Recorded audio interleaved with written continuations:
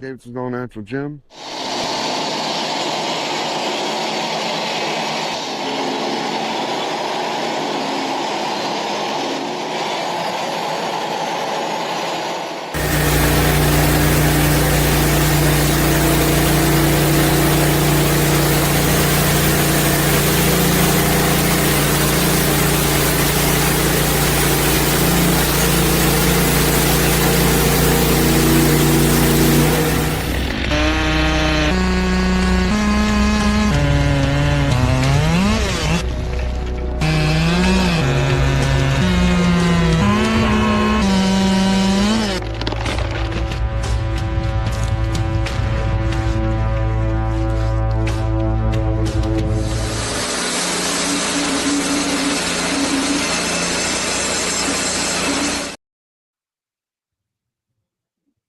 Oops, did I just... Oops, that didn't work. I just didn't want to stop, did it? No, that wanted to stop with me clicking on that. Oh. That was my fault. All right, are we ready? We're ready. StreamYard has changed their format, and it's causing a little problems here while we get used to it. Welcome back, everybody, to the Sawmill and Forestry Roundtable. We have Tim. We have Paul with us tonight. We have Craig. We have John Davison. And then we have our guests from last month who are now permanent residents on this live. We have Neil. And we have Thomas. A world of knowledge and a world of world of knowledge. We'll leave it at that. All right, guys. So tonight, the topic is going to be, I just bought a sawmill. I have it all set up, and I'm ready to saw. Or am I? John, you want to fill us in on that and get things started? Thomas disappeared again. Oh, no. He sure did. Where did John go? John, sure you're up. Oh, there I am. I'm down under the comment. I'll take it off there, John. There you go. This is not working out very well. This might be a fun night, guys. Welcome, everybody that's joined us so far. Good to see you here. I think Thomas is freezing up. Thomas is frozen. I keep exiting. I can't find all this scenes things with StreamYard isn't working out. That's a good look for Thomas, though, don't you think? Yeah, that is actually a pretty good look. Yeah. Depending on how long it lasts. Look at there. We got a UK in there. Hello. I think Thomas is looking at a UFO or something out the window. Maybe he fell asleep. All right. So what are we doing here? Are you equipped to run your sawmill? Equipping for success? I just bought a sawmill. I got it all set up, and I'm ready to saw. Or am I? Let us know. Am I ready to saw, John? What do we got to do? You're probably ready to saw, but if you want to be successful, then you probably ought to have some equipment. So we're going to go over some equipment. Some forestry equipment to start out with, because you got to get the logs out of the woods, or you got to buy them. Some logging equipment, some safety equipment. In case you want to take your sawmill portable, we're going to go over some of that equipment. We're going to go over some equipment for a hobby sawmill. And we're going to go over real quick, probably Rick will be in charge of this one, but maintaining your equipment, because he likes the maintenance schedules and all that. So first, we're just going to go around and everybody's going to introduce themselves, maybe. Depends on if the screens work. So we're going to start with Rick. Rick, just introduce yourself real quick. Tell us your channel, what type of sawmill you're at, and what part of the country. Okay, I'm Rick, or better known as Lumberjack, and I have a Hudson sawmill. It's a 30-inch cut sawmill. It'll cut up to 33 inches wide. We are in the Great Adirondacks in upstate New York, and our channel is Two Brothers Outdoors. hit that subscription button, Two Brothers Outdoors, right now, if you're not already subscribed.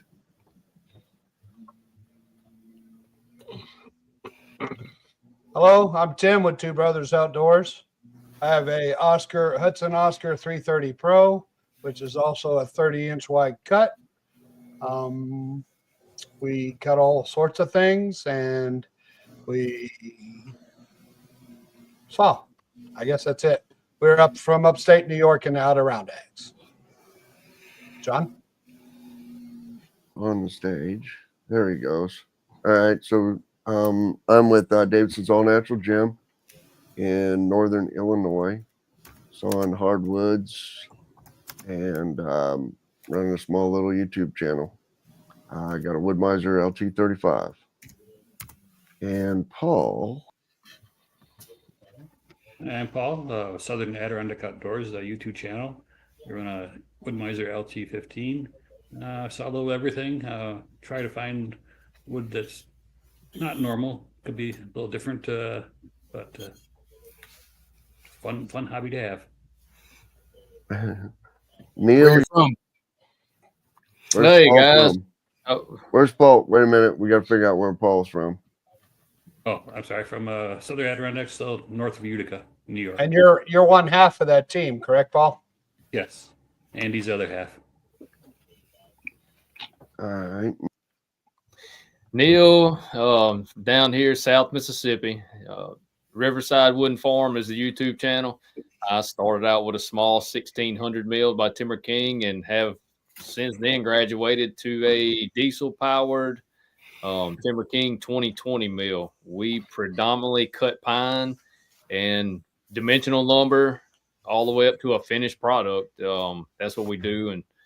And we try to load our YouTube channel with a lot of tips and tricks and hacks and try to point people in the right direction. That's kind of what we do on our channel. And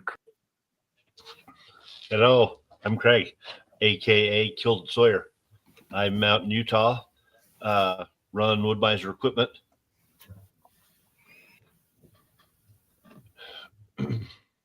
That's about it. Hey, Craig, what equipment do you have from Wood-Mizer? Oh, I have their sharpening equipment. I've got an MP260 molder planer. I've got the EG100 edger. Just acquired the FS500 wood splitter. And I run a LT40 and a LT50. All at once? and I try to. Oh, okay. all at the same time.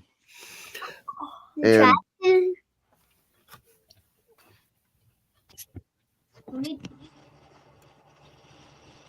Did we lose Thomas again? yeah, we lost Thomas. His internet connection, he messaged me. He said the internet connection is very slow right now. And all right. We got everybody on this one? Got everybody but I Thomas. think so. Yep. We Is got he, everybody is but he at his Thomas. dad's nil? Don't know. He was under his house, so he might have been trying to do it on his phone. He might run over there and try to join us in a minute. He hadn't let me know that. Does his dad have Starlink too? Oh, don't ask me them trick questions. I got Starlink. I don't have a problem with it, Craig.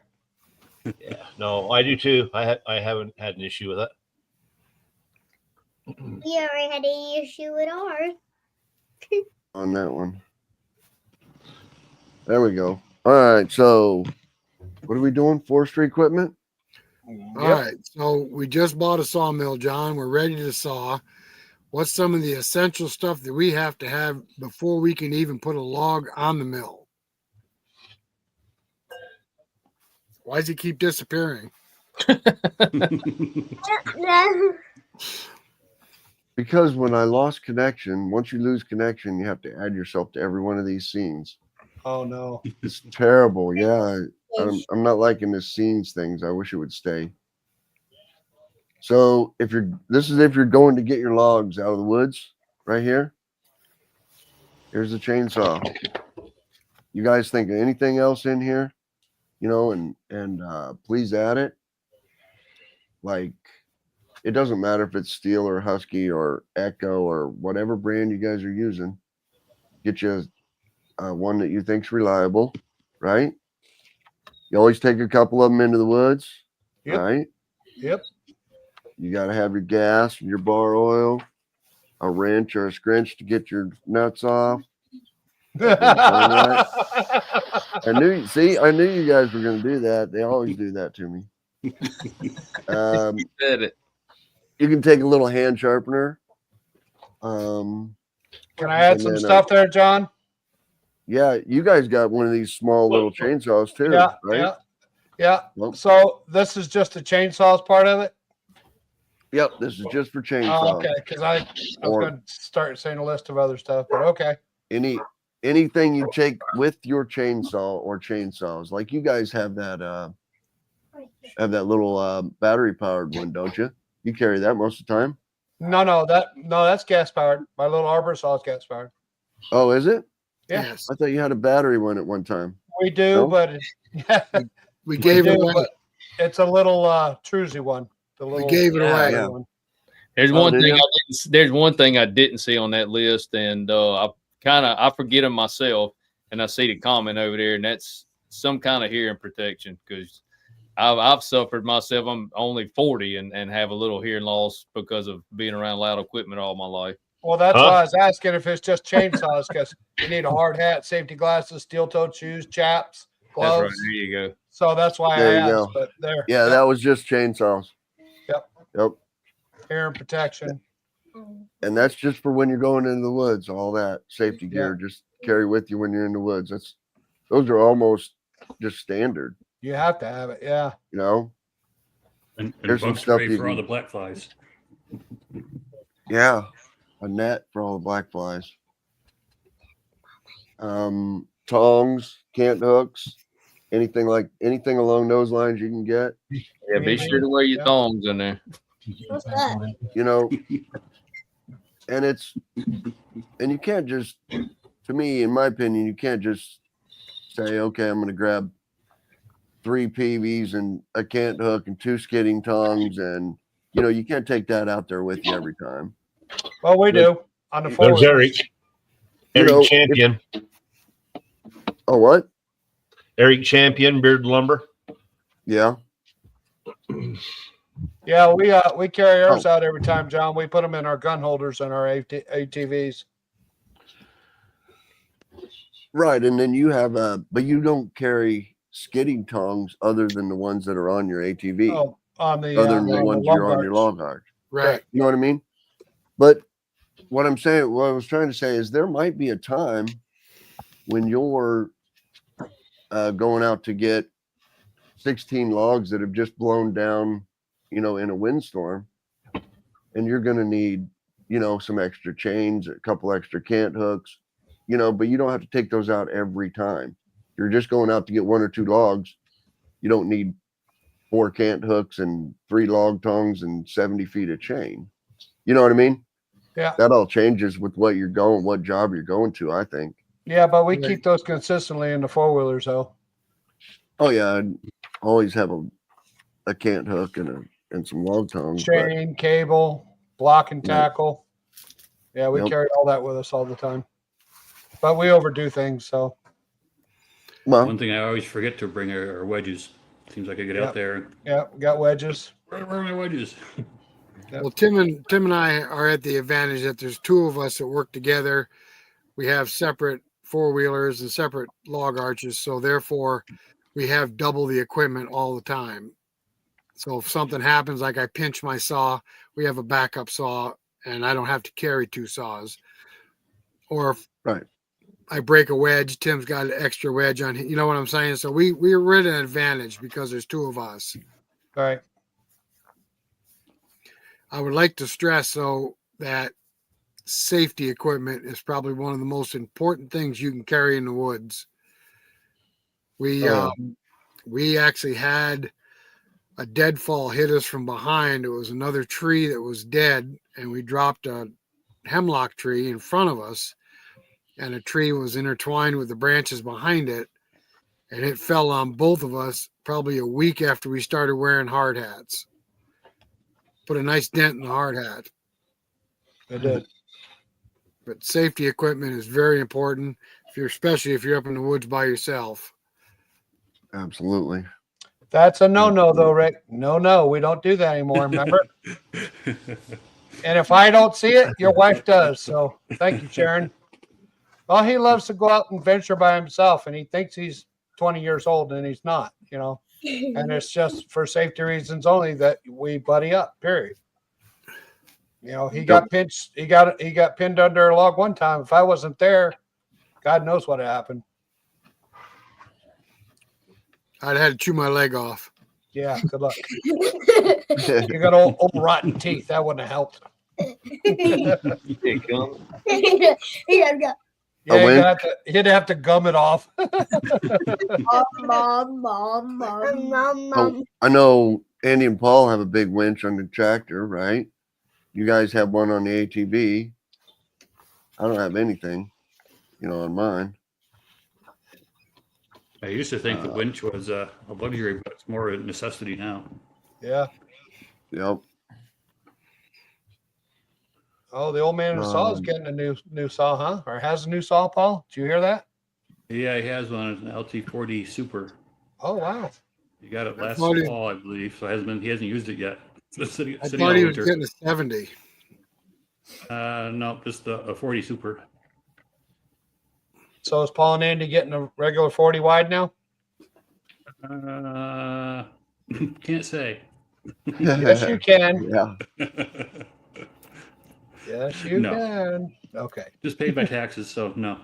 Oh. Not this year. Maybe next year. Come on, Paul. You can take it.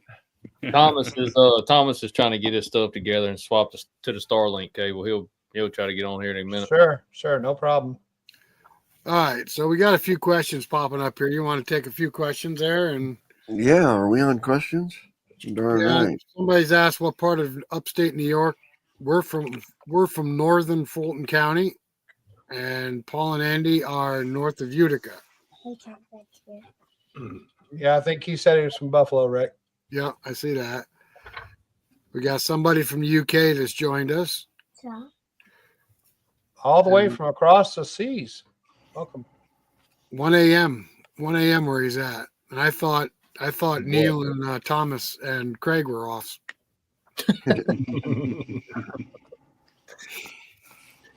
Our Sawbucks is with us. He's with us almost every live. Hello. Starbucks. Chris is with us. Designs, fun with cars. Oh, Bearded Lumber. Just trying to say hello to everybody I can see real quick here. John from the UK. oh yeah, I forgot. Fun with Cars was in Buffalo. Yeah. What he said. Oh. He has a live too with. Does he? Set up in. Yep, he does a live show on YouTube. Oh. But I didn't know he was in Buffalo. So John, you passed probably 15 miles from our house the other morning. What'd you run into? Yeah, it was snowing. It was snowing. Yeah. In April, what was that? What I say it was? 14th. 14th or 15th? Yeah, my taxes were due. I think it was April 15th or 16th. I know that. And we almost had to pull over. We couldn't see. It was snowing so hard. There's Thomas. And about Welcome 20 back, miles Thomas. out to your house. Yeah, it's been fun. All right. Did Thomas, we get you want to Starlink? Let's see if Thomas Yeah, can so- introduce himself. Nope, he can't because I just took him off the stage. Oh, wait a minute, Thomas. Outside bad Hang on, connection. John There we smashed. go. There you go. All right, go ahead. Thomas, go ahead and introduce yourself and tell us what equipment you have and where you're located. Yeah, so the cable we had ordered a new one, and I just swapped that out. Can't make it up. Well, go ahead and introduce yourself, Thomas. Thank you, pros. Where are you from? Look at that pretty smile. He's got that. He's so He's got furry. that Cable ain't gonna do it. At least He's not got big that enough look to- Need another cable, Tom. This is fun night with Thomas. Poor guy. He tried. The new log rake guy. Hello, Aaron. We got Thomas back yet? No, he's still locked up. We are not beyond picking on each other. Absolutely not. There's Thomas. I'm getting 200 megabytes a second. This is crazy. You got oh, see, he won't take that one either. I got him added to the stage, but he won't take it. He's locked up again. There he is. Okay. Can Try you it hear us again? now, Thomas? Wave if you can hear All us. right. All Hi, right. So Thomas. you can see 223.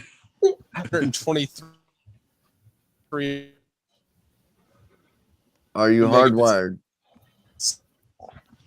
He's still lagging bad. Mhm. I think if I was Thomas, I'd be calling Elon Musk. We got a problem here. Are you hardwired? Is your computer? I'll Is stay your in the computer background. wired, or for a is it second. on Let me try Wi-Fi? something.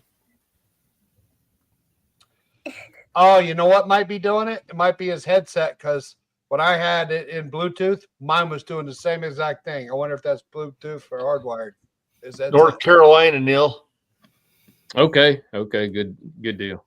Those guys just got a LT70. Mhm. I hear you. That's nice. That's a big meal there. Huh? That's a big meal. Who did? Somebody text Thomas and tell him to take his headset off and see if that helps shut the Bluetooth down. All right, I'll shoot it to him real quick. Well, it's not my headset. I just stopped my camera, and now I'm good. Oh, okay. I hear something. What am I hearing? He's talking. He took himself off He's camera. talking. Yeah, it might be the live feed lag and everything for you. Yeah. Are you on Wi-Fi or are you All right. hardwired? I'm in? going to keep the camera off for right now. All right, Thomas. Well, since we can't see Now you, it's hardwired. It's hardwired. All right. tell us where you're from and what you run for a sawmill. Tell us a little about yourself. Yeah. So I'm in Tennessee, Cedar Grove, Tennessee. I'm also in the United States Navy. I'm currently a commander, as a detailer, Done. engineering duty officer. Work on ship construction all across the country. And I run Timber King.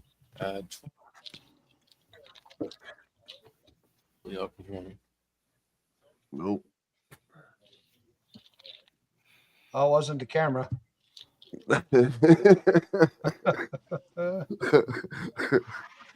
It's not the camera. Thomas, I'm going to come down there and share my Starlink with you. Maybe you need one of these northern ones that pop over the mountains. Poor guy. I'm going to swap computers. Give me a second. Maybe Okay. maybe the next live, Neil, you can drive over to your house and share your camera. We ain't but 6 hours apart. You know, I wonder if he can get on his phone if he'd do better, John. You think? No, I don't think the phones do very well. Okay. Well, I don't know, but I Let's mean, keep we had rolling, people. a couple people on phones that did all right. I Yeah. don't know what it is. He was fine last month. Last month he worked fine. Yep. Didn't he? He had No, one he had that. lockup. They had that storm come through. Remember, Neil? You guys had that big storm coming through, didn't you? Yes, sir, we did. Yeah, he Yeah, blamed because it on- Thomas was at his father's house and he went back to his house. Remember? Yeah, it was pretty bad down here then, but everything played out all right down here anyway. Thomas is a good bit north of me. All right. Well, Huh. let's get back to the task at hand. Thank you. What are we doing? We're doing logging equipment. Yeah, Getting the so logs to. you bought a sawmill, you're ready to saw. I'm thinking one of the first things I got to do is I got to have a source of logs. Yep. What's a good source of logs if I don't own property and have my own? No logger. Or Who? several. Tree service. Tree service, definitely. You know, the tree Sometimes they give service, them away. you got to be careful with some of your tree service guys. No, I Most of haven't the had time, your tree service guys are going to take trees from residential Yards. areas, and you Yep. will have metal in the bottom 6 or 8 feet of that tree. Correct. So if you ever get a full log, and sometimes metal detecting won't show that, it'll be too far into the tree. Correct. If it's not a real super high dollar log, it'll be best probably to cut that 6 or 8 feet off before you start doing your measurement and get your wood. Correct. Correct.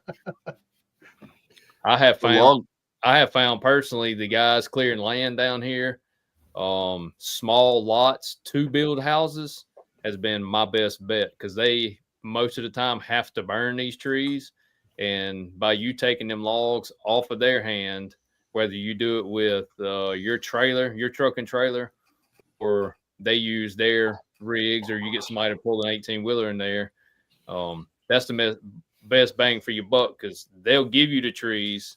You just got to pay to haul them, because they're either going to have to burn them, which is bad for the client, their client, because they're going to have to pay hourly rate for them to sit there and tend that fire and burn it and stack it, or they can sell them to you for a very good price, and it kind of wins both. It's a win-win situation there. Yep.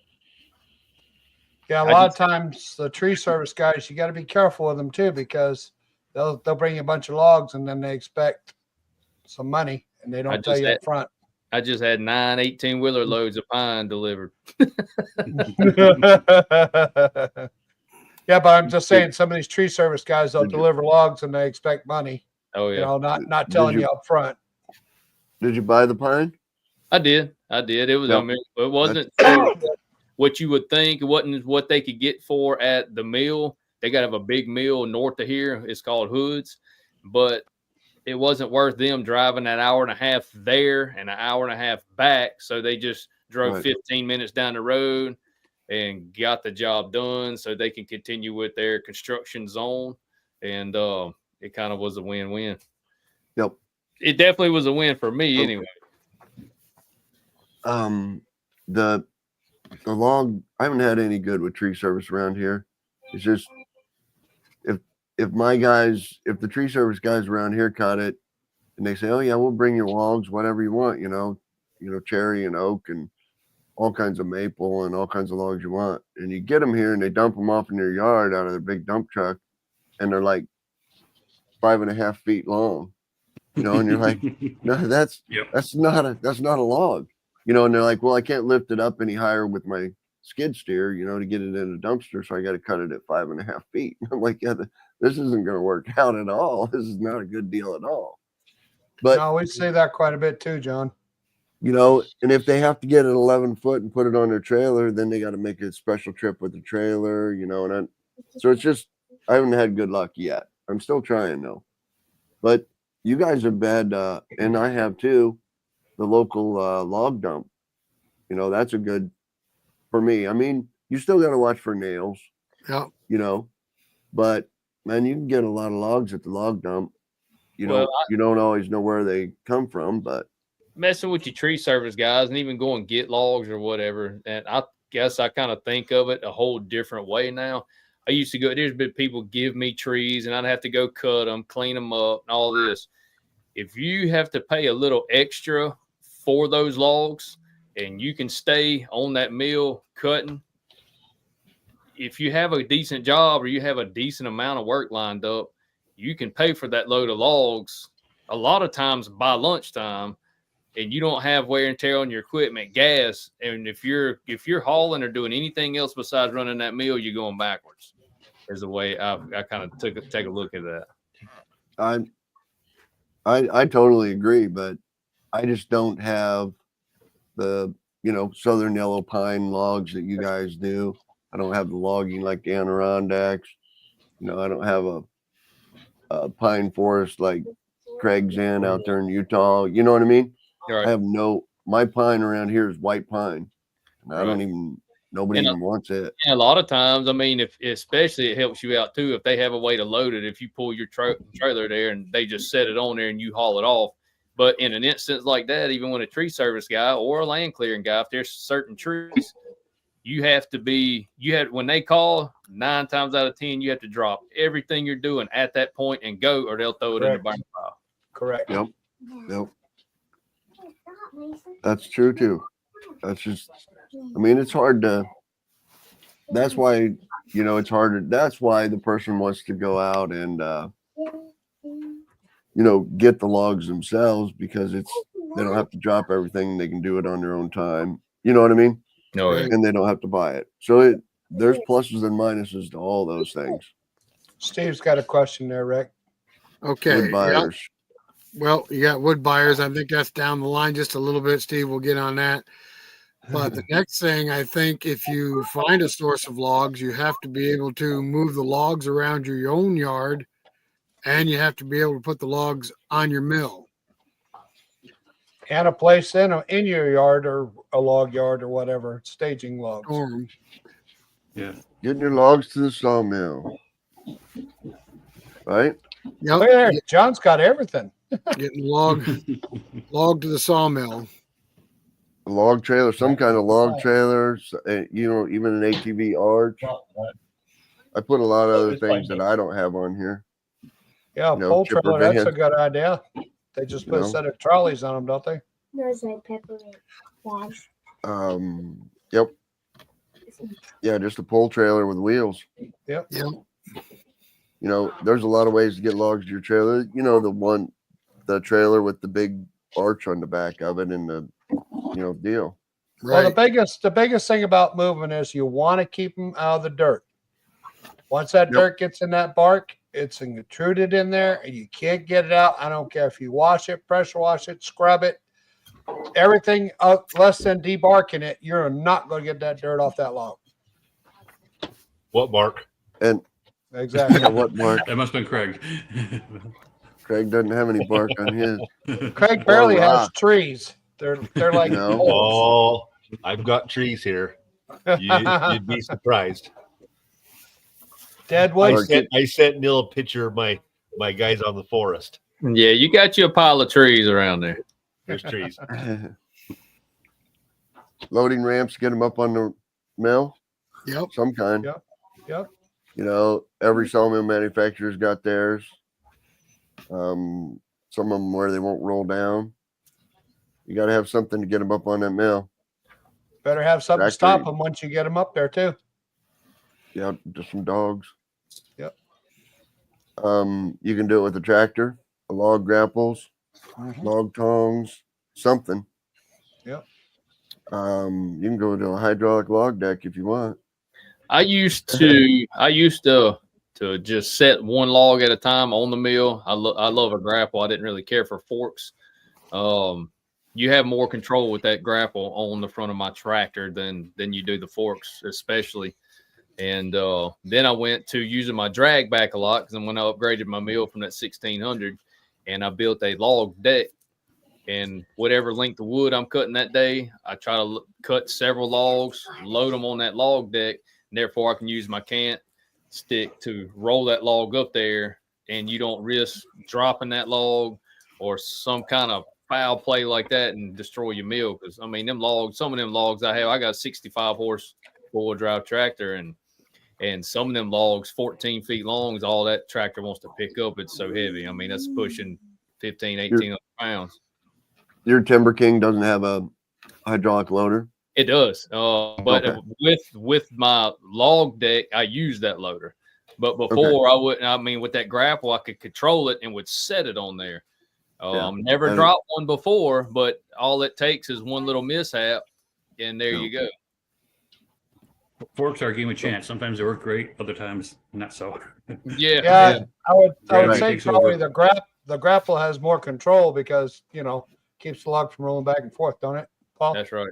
Yep. Yeah. It can You still just hang it slip over though. and set it down. Yeah, John, you had one slip off, didn't you?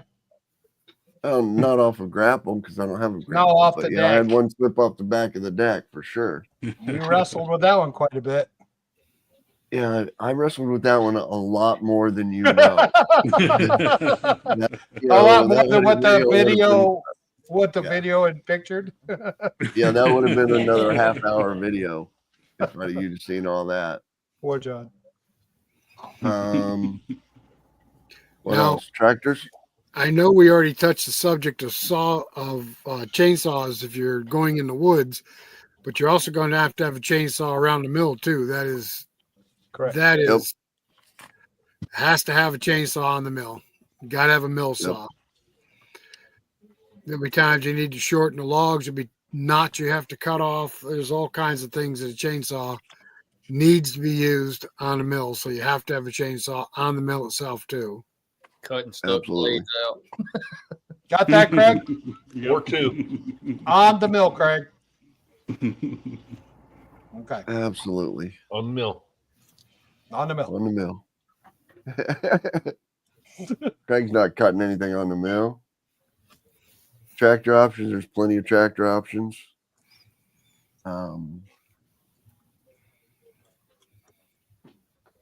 Grapple, what else we got? Skid steer options. I'd Yep. love to have a skid steer. You know? I'd love I to don't have a skid know. I don't steer. know. I'm not crazy with those. They're too No? tippy for me. You get too heavy of a log, them babies will do a nosedive. All kinds of hooks, all kinds of safety latches, all kinds of chain hooks, grappling those logs to get them on there. Oh, that's just logging chains and accessories. That's getting them to the mill.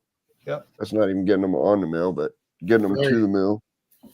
And in Illinois, I know, it's the law that they have to be, if you have them on a trailer, it has to be log chains. You Grade guys 70 want to see log a good? You guys want to see a good joke? Watch this. Read that. Paul. We better get a new song. Yep. Yeah. Paul, Hey, we Paul. are getting one. Paul, We're how getting a many do 40. you have? 85 of them. Well, we're in the double digits. And Andy needs a new saw. I thought he was talking about a mill. I thought he was No. talking about a new That's what I sawmill. thought too. I saw the comment. Yeah. I think he's talking about an LT40. Is he talking about the sawmill or the saw? Chainsaw. I think he's talking about chainsaw. Oh, I thought so No, too. no. You're hoping he's talking about a chainsaw. Yeah, it's a little cheaper. He's gonna get a new chainsaw to go with Lola. Ah, gotcha. Yep. There's Thomas. Thomas is back. There he There is. he is. On my phone. Thomas! Welcome back. Yes, I will do this via my phone. Come hell or high water, you're gonna be on here. I apologize, everyone. Don't apologize. We're No still we're worries. gonna make fun of you whether you apologize or not, Thomas. Where'd he go? Oh, I took him off the stage. why? There he is. So I could add him to the stage. Oh, okay. Yeah. Now Thomas right. can Thomas give us a little bit about yourself, what kind of saw you have. Yep. As soon as John keeps clicking you on and off, there you go. There he is, right there. He's got the full screen. Thomas All got the right. full screen. I appreciate it. Hopefully, everyone can hear me and see me now and everything. Thomas, I'm in the Navy, commander in the Navy, stationed in Millington, Tennessee. Moved all over, engineer and duty officer, currently a detailer. I own a Timber King 2020, a Timber King 2220, and a Lucas DSM 23. Own many sawmills and everything. Have a YouTube channel called TC Sawmills.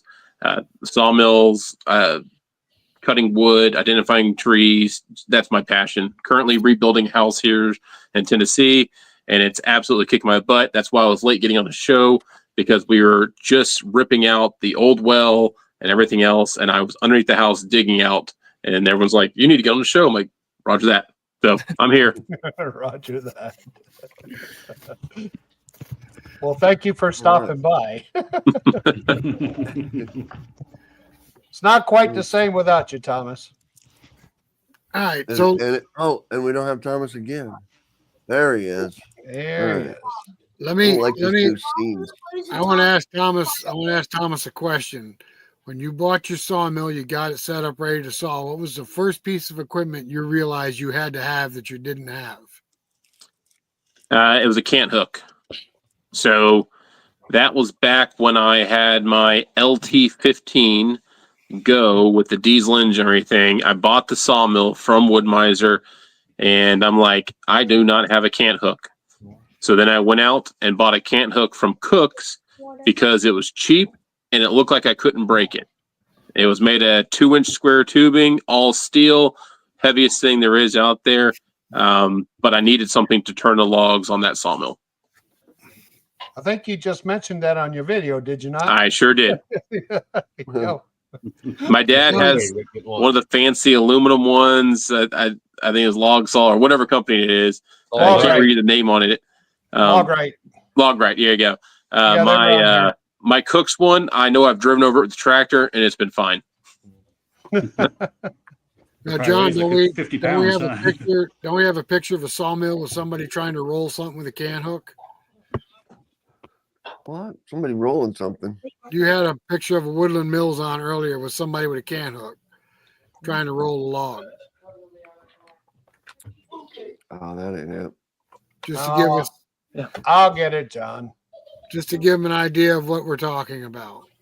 Yeah, hang on, I got it. There we go. There you go. Yep. There it is. Where's the? Oh, That looks like trouble to me, but that's a can hook trying to roll over a log.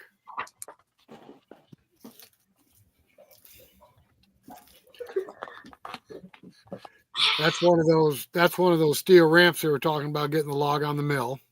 yeah.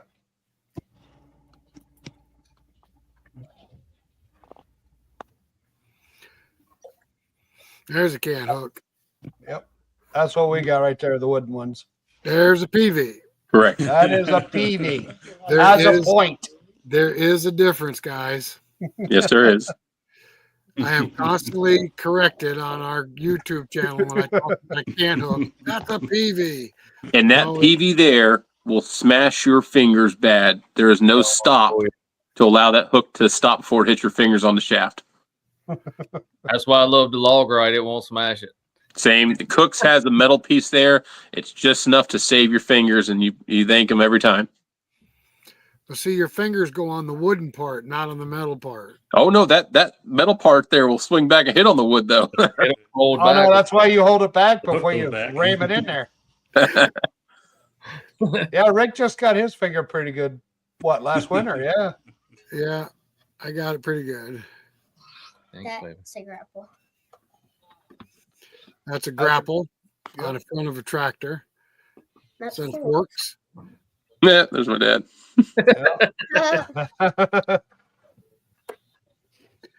Now you can also get forks that go on the 3-point hitch on the back. We have a set of those for our tractors that we use. The log arch. That's a log arch. I've Not- always wanted one, but I've never used one. Not a very good one. Ours are a lot better than that. Oh, yeah. Not just because you built them, right? Right. I think it'd take me an hour to back one of those onto the mill like you guys do. So, John, show them the skidding winch. Did you see those with dual wheels now on the Yeah. back? Yeah. Yeah. They, You ever they see those go like advertised? this. Yeah, they supposedly go over the logs and stuff, but bigger wouldn't- wheels. They wouldn't work in our neck of the woods, unfortunately. I didn't know. I didn't Taller know. wheels. Taller wheels. Show them what? The winch. Skidding winch on the back of the tractor. Oh, yep. Yep, I've got one. Those are nice.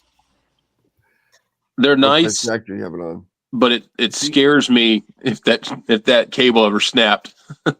I frayed our cable up pretty good. I haven't snapped it yet, but I frayed it up pretty good.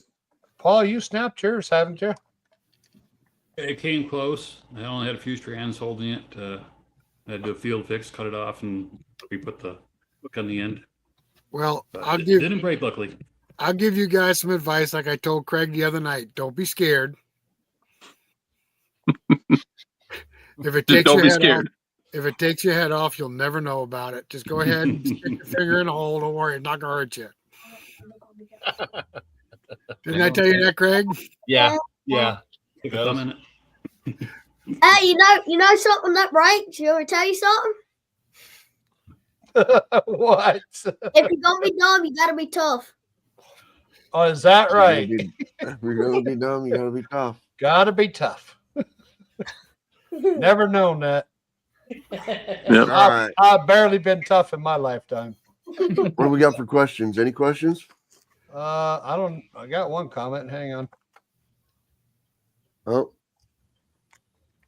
I see one right there. One design I've seen on log trailers too is like an A-frame. Have you ever seen one of them where you fold it backwards? You got a cable that runs from the front of the trailer up to the top of that A-frame and down. And when you pick that log up, that A-frame will pull forward and set that log on the trailer. Then you hook your cable straight to your log and pull it on there. We have one. Yep. We have Yep. one. Yep. We built a trailer we built a trailer that uses the A-frame to load the log on the trailer. Right. And I've thought about that. You got a steel deck, triple axle, and thought about that, but daggone, that thing was getting away for anything else. Yeah, The trailer for. it renders the trailer pretty much useless for anything else. Right. But one good thing, you need 2 trailers. Yeah, 2 trailers. I've thought about like you know those. Well, you guys don't have them out there in New York. Those big propane tanks where they just remove the bottoms off of that and then back up over the propane tank and pick it up. Yeah, we have those. Yeah. Oh, do you? Then put the Yeah. bottom back on and set the propane tank right on there. Yep. Yep. I thought about one of those too, but I haven't found one cheap yet. Yeah, the propane trailers, they picked those big tanks up with them. They would work perfect. Absolutely. Yeah. Yep. Oh. Same Just like- idea. Yeah, same idea. Matter of fact, we are logging in the woods all day today in the rain. Huh, Rick? Yeah, we were. In the Made you rain? feel- In Made the you- rain. Made you feel better, didn't it? Because somebody had to mention to him about steaks. How's that working out? How is that 20 working out? Well, they've built 2. We've sold since we were on live last month. We've sold over 2,800 steaks. Awesome. Helping the Well- small man out. Not really, because What's that? I'm retired. I didn't need a second job. You can say yes or no to orders. No, he cannot say no, Neil. No, he cannot say. He does not know that word. Oh, how many? 1,000? Sure, we'll have them when? Next Saturday? Awesome. We'll have it. Tim, go buy a new motor, get a new sharpener. We got to have 2 steak sharpeners. That's not bad. It's when they call and say, "Hey, I need 10,000 in a week and a half." Yeah. Yeah, but you don't sharpen yours, do you? I don't. No, we do. And you What do know, guys charge for 'em? I did a log the other day. A buddy of mine, he clears land. Of course, he had to put a screen, a mesh net up for erosion around that place, and he said he would like them sharpened. Well, all I did, I got on the end of the log and cut a 45 on both sides, coming down to a point. You can't get an exact measurement on all your steaks, but when you cut them steaks, there is a beveled point on the end of that log. So you don't have there, you know what I mean? It has a point on it. Oh, it's nothing to sharpen them. I just like bitching. But that was a little thing I did the other day. I was like, well, you can't get them all exactly the same length, but they all have a point. Rick, tell him what that landscaper did with the 500. Yeah, they build fences and they weave willow branches in between the posts. Huh. Some kind of high class thing that they do down towards New York City, I guess. He had to have 500 stakes for 80 foot of fence. Daggone. Wow. That's a high class product. Now you raise the price on them. We did. Like about $4 each. See that, Neil? That's right. Oh, I love that. You know what I mean? but this is the price I pay. Arthritis. That's right. That's right. Hey, mucho money, lots of money. Moolah. Lots of moolah. If you ever Mucho moolah. want to put a sharpener together, Neil, we have a video on that. Okay. Yeah, I'll check that's that out. awesome. Where's Hey, Vic? Vic. There's Happy Vic, Easter, Rick. Vic. So guys, what do we got here? Sorry, John. Didn't mean to get you off That topic. ain't it. You're fine. That ain't it, is it? That looks like a disaster Oh. ready to happen to me. How about Yeah. His leg's in there. He's gonna crush his leg. I think Maybe he's push going to it off roll. the stops. I think that's going right off the back. I think he's gonna break an elbow. I see a wet spot in front of his britches. I think he peed a little bit. Where's that? There you go.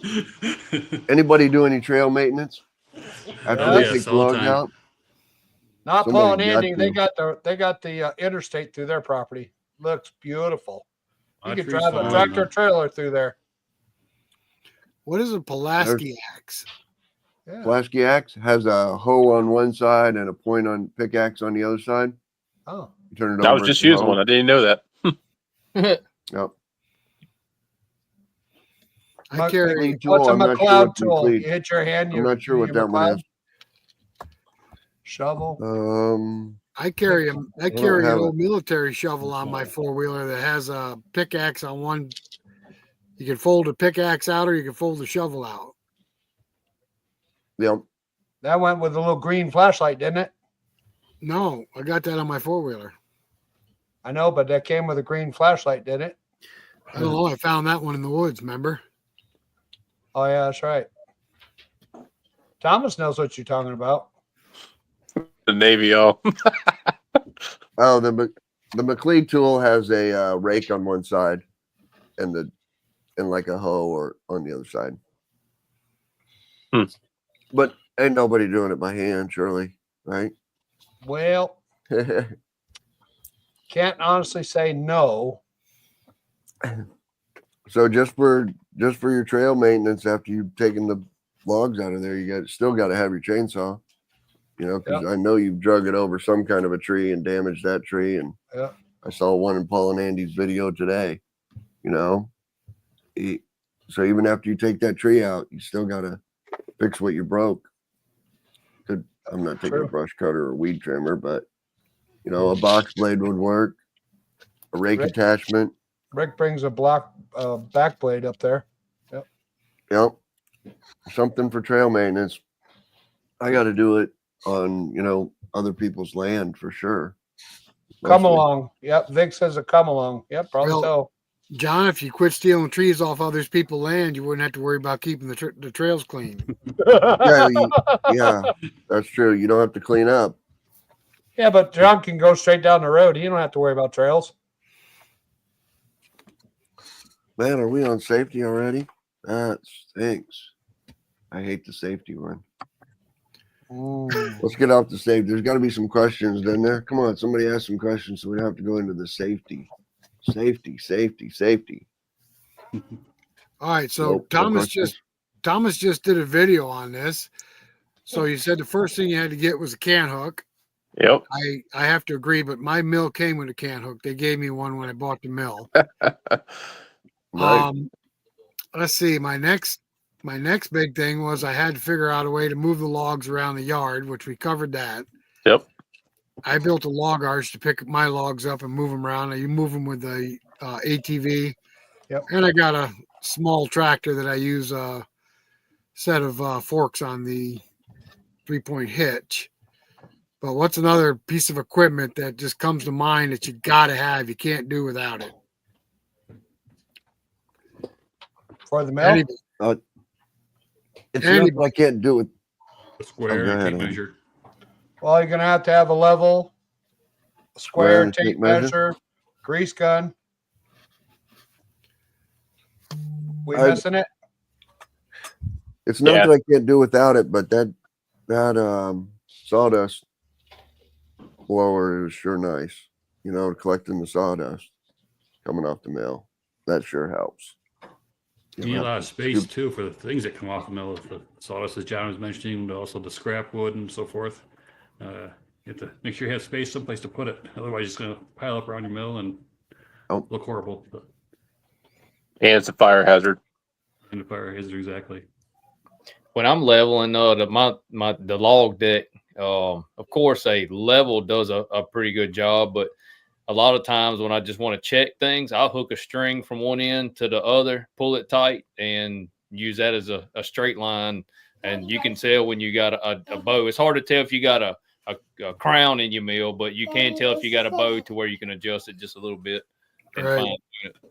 That's a real quick way instead of trying to guess. I mean, getting it close, you can look at it with that string. Very simple. Always keep that string handy. Mason said hey in there.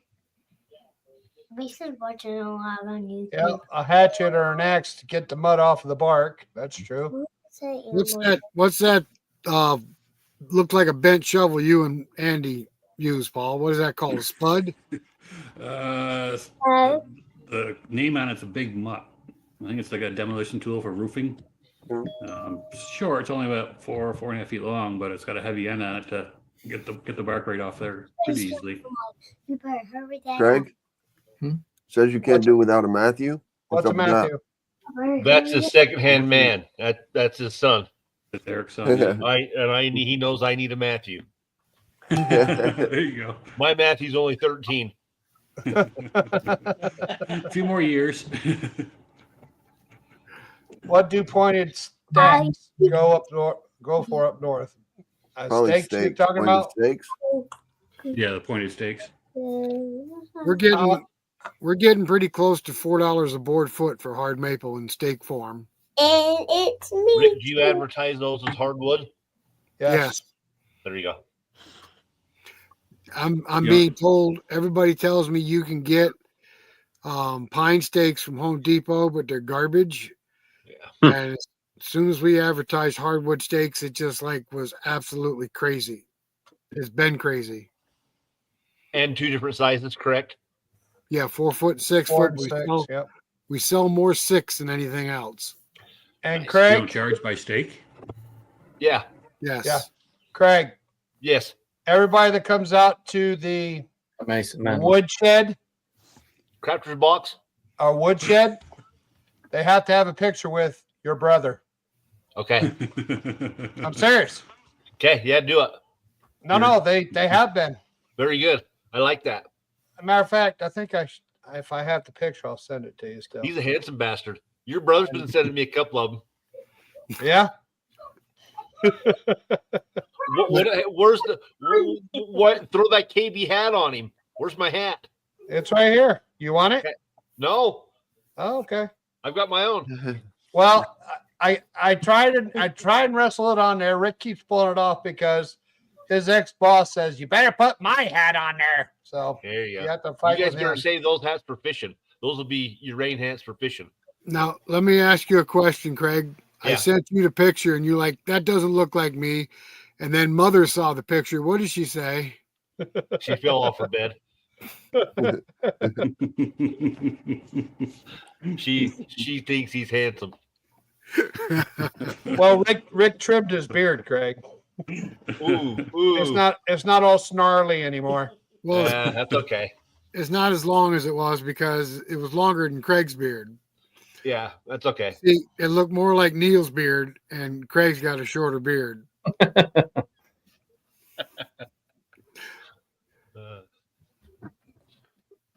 All right, so one Hello. more quick intro. Just a quick one. So everybody knows who we're at. We've been going for what? How long we've been going now? An hour? Yeah. There you go, Rick. Rick, you're up. Just a sawmill and where you're at. And the name. I'm in the Adirondacks, upstate New York, and I run a Hudson sawmill. I'm in Adirondacks, New York, upstate, and I also run a Hudson sawmill. My name's Tim. A couple hours south of Chicago in the great liberal state of Illinois. I run a wood miser, LT35. Paul? Paul, Southern Adriatic Outdoors. just north of Utica a little ways, Utica, New York, that is. Wood-Mizer LT15. And Neil. I'm Neil, and Riverside Wooden Farm is my channel. Well, I run a Timber King 2020 mill with the diesel upgrade. And where you at? South Mississippi, all the way on the coast before you get to the Gulf of America.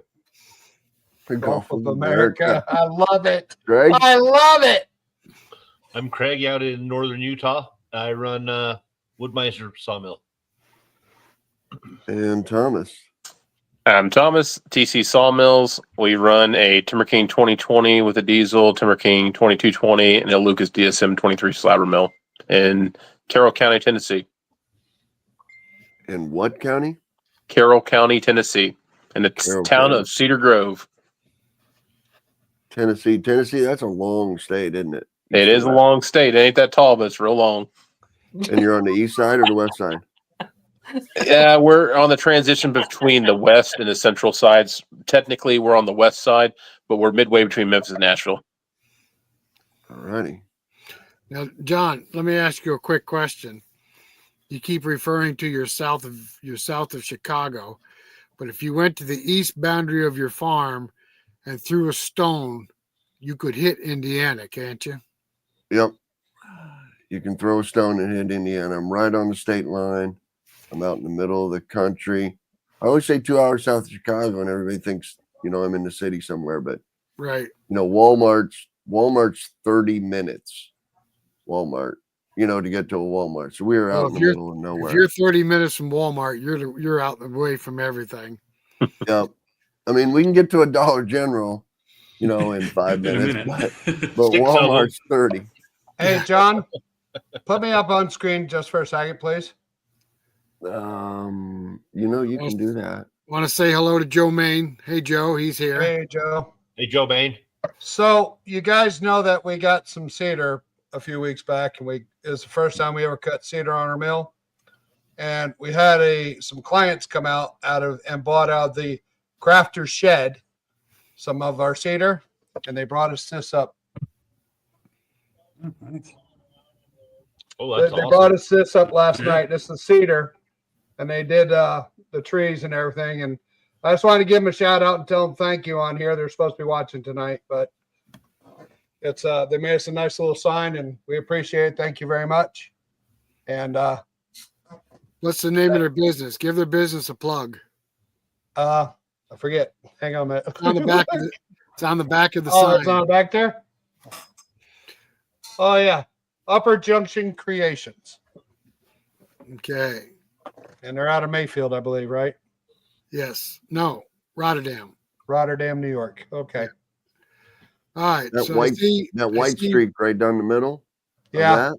Yeah. Was that the heart, or was that just a white No, streak? it's just streaks in them. Yep. Just a white streak. Yep. Yeah. All right. Those are Sorry, beautiful, beautiful cedar. Yeah. Victor donated that to us. Thanks, Vic, by the way. Victor's got a question that we could answer pretty easily.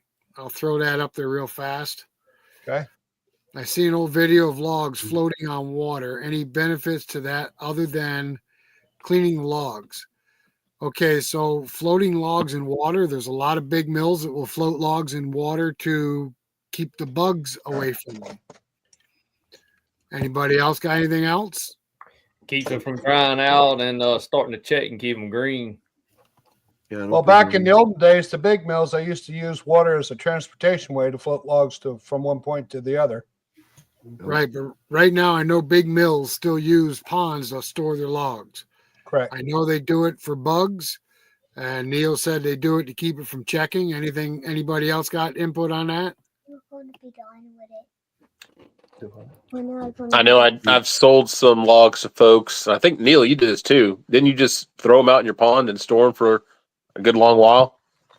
Yeah. I actually have about a half-acre pond. If I get anything out of the, I got land that is adjacent to the river. Sometimes they'll float up, and I'll get them and throw them in the pond to keep them from trying to dry out and anything else. But being in the water, I've actually got some big poplar from Thomas, and threw in the pond. I think they stayed in there a couple years, and it actually added a decent amount of color in them.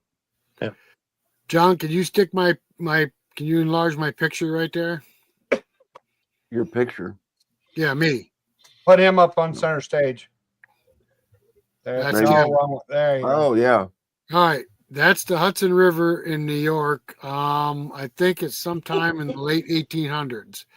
Those logs are in the Hudson River. That's how many logs they floated down the river back then out of the Adirondacks. You know where the Hudson what you River need. is, right, John? That's when you need PV. Yep. That's What's got to that? be. What, Yeah, Paul? That's when you need a PV out in the water. that's Yeah, where you those need were to log be. walkers. Yeah, they were used to keep them from jamming up. My great grandfather used to be in the cypress swamps down in Morgan City, Louisiana, and used to hand saw them virgin cypress, and that's what he did as for a living when he was being raised. My dad's dad died when he was 7 at the age of 30 at a sawmill accident, getting crushed between logs. Mm. Yeah, that's got to be a heck of a talent. Well, I believe that's probably the Hudson River up by where you go to visit, John, up in that area. Probably. There's a lot of logging up there. I can't imagine that many logs in a river going down river. How do you stop them? Sort them. They sorted them Change. out. And And with if the you West could find, Canada that you guys fish, they and used if to you float could logs find down. if you could find them logs on the bottom of them rivers right now, because there is some down there. Everybody's gung ho about this sinker cypress down here, and pay out of your nose for that wood. It's on a whole nother level of cost for the sawyer who's ever can get it. But it takes a lot of equipment to get that stuff. Now, if I'm not wrong, isn't it against the law to harvest? Isn't it against the law to harvest cypress now unless it's already down? No, they harvest it. They harvest it. I think that's just in South Carolina, Rick. There's different states. Yeah, I thought they outlawed the harvesting of cypress. That's why they go for the sinkers. There are some areas that might be, but it's Louisiana. They're still doing it. Yeah, Do the they? sinker cypress has a lot of. That's a highly sought after. There's so much color and everything else in that wood, and the only way to get that is from that wood that's been on the bottom. I personally know a guy that bought 4 slabs 2 years ago, and to make a countertop with, and he paid $5,000 per slab. Wow! And Holy cow! They were axe cut. I don't know how many years ago they were axe cut, and that's Sawyer out of Louisiana found it and milled it up, and he even got the butt of the tree, the very bottom, and saved it also. I mean, it was pretty cool. So that's It's like got to be pretty easy to mill up, right? Yeah, that cypress cuts very, very nice. It cuts about like poplar. I would for a tree that y'all would know that poplar, it cuts real similar. Maybe if cedar had any kind of amount of moisture in it, it would probably cut like that. Yeah, I would say it kind of cuts like a Western cedar. It's pretty close to that. But again, like Neil said, you cut it, it's pegging out your meter over 50% moisture content, and it stays there for a while. I was going to say, I bet you can't dry it very fast. And what I do too when I'm cutting that cypress is that my discharge dust side of the mill where it shoots the exhaust out, I open that door. The bark is very, very, very stringy, and you hit the first piece, bam, it plugs everything up, and that's the only way I could figure out to keep it from plugging up my mill as far as the sawdust goes. Yeah, I had a yellow birch clog mine up today. We fixed that though. Stringy bark. Oh yeah. He loves that freaking grinder. Just like You guys did some freaking A R&D, safety huh? measure off. No, he did. Ring. Get it off there. I'd just like to give a shout out to Ethan Outdoors. That's my grandson. Hi, Ethan. I'm glad you could join us. Ethan. I have a few connections I've met in the past month or two. He actually come bought some juniper from me the other day. So hopefully I'll get me some of that sinker cypress here pretty soon. Well, make a video. I'd like to see it being milled up. That'd be cool. Yeah, I have some pictures on my phone. I don't know if I could send them to you and you could put them on there of what that stuff looks like. Yeah. John probably could. I was going to mention the same thing Sawbuck said here. A lot of the Great Lakes and some of the Finger Lakes that are 300-400 feet deep, they're bringing sinkers up, old hard maple and stuff like that from Correct. timber. They're bringing big bucks as well. So here's something interesting. I cut a really old sinker cypress one time. It was like a blue cypress or something like that. And it was somewhere aged around. It was like either it was 400 years old or anyway, it was a very old tree. Long story short, pulled out of the water. When we cut it, it was a really beautiful color.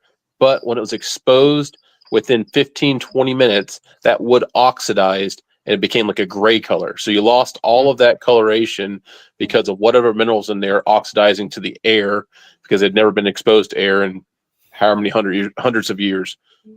Now, one of our friends, Neil and I know, Mr. Robert, there was someone, they were digging up, pulling out old cypress trees. Like these were like 1,000-year-old trees or whatever. They had them carbon dated, this, that, and the other. Trees in the ground, in the muck and the mud and stuff like that, they do not decay. So you can get trees that are thousands of years old stuck in these rivers and cut them up. And you never know what you're going to open up. It's absolutely beautiful. Yeah, that buddy of mine, he actually got in with he's retired Coast Guard and got in with the Corps engineers. They were making a pipeline or something through the swamp in Louisiana, and they dug up some logs that were 20 feet in the mud. So yeah. Who knows when that went under there? And I mean, it was full, huge trees growing on top of those trees that were 20 feet in mud. So there ain't no telling how long them trees have been there. But I will say this: if you cut a tree like that, it smells like crap. It smells like marsh mud. Marsh mud. That's what it smells like. Well, smell like crab. If you don't know what marsh mud smells like, it ain't no good. It smells like sulfur. Yep. Yeah. Fish has got a little fishy smell to it. That cypress that oxidizes, can they bring that color back or is that gone forever? You can sand it down, but unless you get something on it, it's going to continue to just oxidize back to a grayish color. I'll have to see if I have some old pictures. I mean, it was beautiful when we first cut this stuff. And then, I mean, it was bluish, black, gray, and then it just turned all gray. It smelled like turd. Yep. Well, oak smell has a pissy smell. Yes, it does. Smells like urine. Cottonwood does that too. Red oak, not white oak. White oak smells good. White oak does smell pretty good. Cherry smells good, right, John? Yeah. Cypress by far is my favorite. Oh my God, we cut that cypress up, put it in the box. Woo! We never cut a cypress up. Or no, not cypress. Cedar. Cedar. I'm sorry. I think Thomas's favorite is oh man, Box elder. Oh, the tree I gave you the other day. The camphor. Yeah, the camphor. Oh, Yeah. I like that. I'm not saying it, John. I'm Let's not not saying go it. there again. Nope. All right. right. Chris is going to bed. Have a good night, Chris. Thanks for joining us. Night, Chris. I think one of the worst smelling woods we've cut is we have an ash tree that grows down the swamp. It's called swamp ash. Easy, John. No. I didn't say anything. I never say anything. They always blame me, but I never say anything. No. He's the one who said swamp ass, not me. You either, Paul. Not you either. And it Trying to be smells. good. It smells just like its name. Whew. Did It you is like my nasty. video, Thomas? I sure did. I made it too. I saw the one. Looked like you were having a lot of fun on that water. Yeah, so like Andy was saying there, box elder. Yeah, it's also called piss elder. It smells like urine. Not great for firewood either. Yes. Still get the smell. Yes, Vic, you should. So Yes, yeah, yes. the If you're the digging them stumps up, of black save 'em. walnut are beautiful. There are people that will pay money for them, but they are a pain to dig up. Right. Yeah, he's got Nope. a tree service. Well, he does a little bit of everything, Thomas. So that's probably right up his alley. So, Nope. okay, so you're telling him, yes, save the stumps. So what do they do with the stumps? You can put them on the mill. Kind of like a burl? Yep, you can put them on the mill. Just you just Anything got to you- look at them. Depending on what they look like. Sometimes you got to put them just the way the tree was standing. Standing up. Sometimes you want to put them like you would a log, horizontal. So Then you with or find the without the root root within ball? roots. Yep, With the take 'em root ball? Yep, take them with the root ball. Sometimes, if you get a good enough root ball, you can just leave one of the roots on there, one or two or three of the roots on there, and get you a table. Saw it off with the roots still on there, and get you a table out of it. Hmm. There's So a you'd lot lay of it things down you on can do the with root balls. so you lay it down like that and just mill it. Just Yep. whatever the best And then- orientation would be. Yep. Okay. So just go ahead and lay it down, whatever way you want to lay it down, Yeah. and make your cut, and then look at it and see what's in there, and see what you think is going to be in there, and see where the Y's are, where the nice Y's connect. Once you get into it, you'll see all kinds of different. It'll be like a root or like a burrow, Cool. and you'll see all these different patterns in it, and you'll figure out which way to cut it. But the Sometimes value, you'll just Gotta get your sometimes artistic side out. yeah, sometimes there'll be like a nice big 1-inch piece of bark in there, Yeah. which ruins the whole. It's going to crack and ruin the whole thing. That's But an epoxy. just turn it the other way to where you're not sawing into that bark. but the It just value of depends. that would be after you saw it. The root Oh, ball yeah. has no value before you saw it. Yeah, Not- before you saw it, there are people who buy it just like they'll buy burls. Yeah. Sure. What is out in California? Is it the Carico walnut? Whatever the walnut that they have out there. There are companies that will go out there, dig up the actual roots of the trees after they've been cut down or died off, whatever it is, and they make crazy bowls and make pins. I've heard of, in some cases, you can get kind of a weird rifle stock, so some high-end rifles and stuff like that. I've cut up not black walnut root balls, but I've cut up mesquite root balls, and we were selling those for about $20 a board foot or so if we got some pretty good pieces. Some of the mesquite stuff that we were doing, I think we shaved them down for grips on pistols. Just weird little. Cool. The grain's going to be so intertwined and all over the place. Like they said, it's like a burl, but it's a burl that every tree is going to have, because every tree is going to have a root ball. I've only cut a pine stump before, and I didn't really care for it. No, pine stump isn't really there. It was a sinker pine. It was laying there forever, and I said, "Well, Sinker pine. I'm kind of curious." And Yeah. it really didn't. I stacked it up, and on the very top piece is probably about a 1/2 inch of pine sap. It's pretty much just hard pine. It's lighter knot, really. Just it's a big layer of sap on top. It was a lot of headache, but sometimes you just got to cut it to experiment and figure it out. I had a guy bring a root ball from Missouri on to my mill for free sawmill weekend. I sawed it up for him for free, and he got all the figure. He probably got 6 foot of figure out of that root ball. Wow. And it was 6 foot of figure, and it was all the way through the whole slab of the wood, 18, 20 inches thick. And it was just all figured, 6 feet of it. It was amazing. I don't know what he ever did for it, but I told him not to give it away for less than $100 a board foot. So I don't know what he did with it. Didn't leave any with you, did he? He did not. He did not. I told him I'd been looking for that. I'd been cutting up V's and Y's and all kinds of stuff, root balls, looking for that exact wood that he got out of it. I got a pretty interesting piece of wood right here. Y'all talking about these sinker stuff?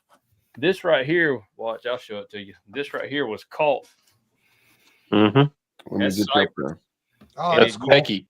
You can't, that is, all these was sea creatures have bored these holes. All that was like a crustacean shell in every one of cool. these holes. This right here is as light as balsa wood right now. If I was to sand this down, it looks like it's made out of clay. It's got grays and blues and like that real light tan color.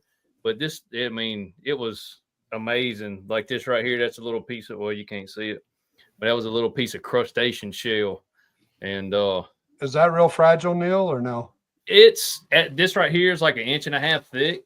This piece okay. is, Yeah. I mean, you can break it in half, but you couldn't really do anything to this, but probably do an epoxy. Yeah, that'd be cool. With it to make a table. If you was to sand this down and expose all the color and then do a clear epoxy where that color would pop, and then you would still be able to see all the figure in there. I have a couple pieces of that. I actually cut one piece thick enough to where it would make a mantle. Now, you would have to be good with epoxy to be able to do it and try not to get the air bubbles in. I mean, it was a pretty interesting piece. And being wet and the way it would cut on the mill, I actually had to put a dry piece of wood that I've had already cut on the mill. So when my blade would come through, the grains of this wood would stick in the teeth. It wouldn't turn to dust. They would stick in the teeth, and then it would stop cutting and go all wavy.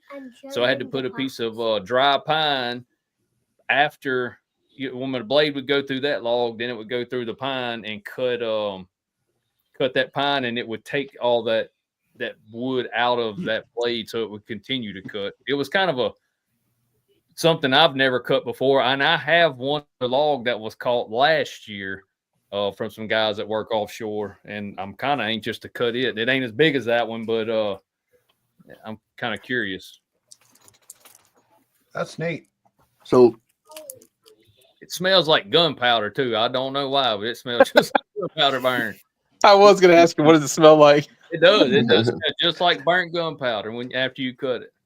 So I guess I'm not the only one, because I always smell wood after I cut it. Once Oh, yeah. Smells like. Oh, that smells like ass.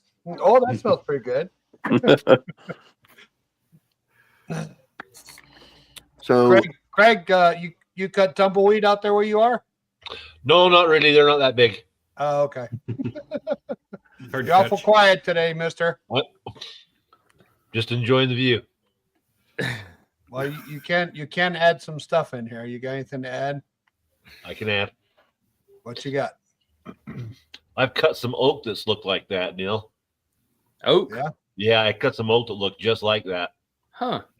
Yeah, I wish I had the other piece. I got another piece out in my shop that I actually sanded and oiled, and it shows them colors. And it looks like it's made out of modeling clay. It's the wildest thing. I've never cut any wood like that before. Milling why white don't oak. get you want to drink? Yeah, it smells kind of like a wine. I mean, I like the way white oak smells. Yeah. Smells better than any water oak. lumber. Milling any lumber makes me want to drink. I don't know what. No, white oak smells sweet. It does smell. It does have a sweet smell to it. I like it. So All right. So we've got the logs. We got the logs out of the woods. We've got the We're going back logs on to the topic? mill. And before we're ready to sawmill, somebody's got to talk about safety. Somebody's got to talk about safety. Who's it going to be? Come on, I'll talk about it. I don't care. go for it. The things that I thought of, well, if you want to pop up these pictures, John, as we go along. Yep. Yep. I thought about on the sawmill, you definitely need safety glasses.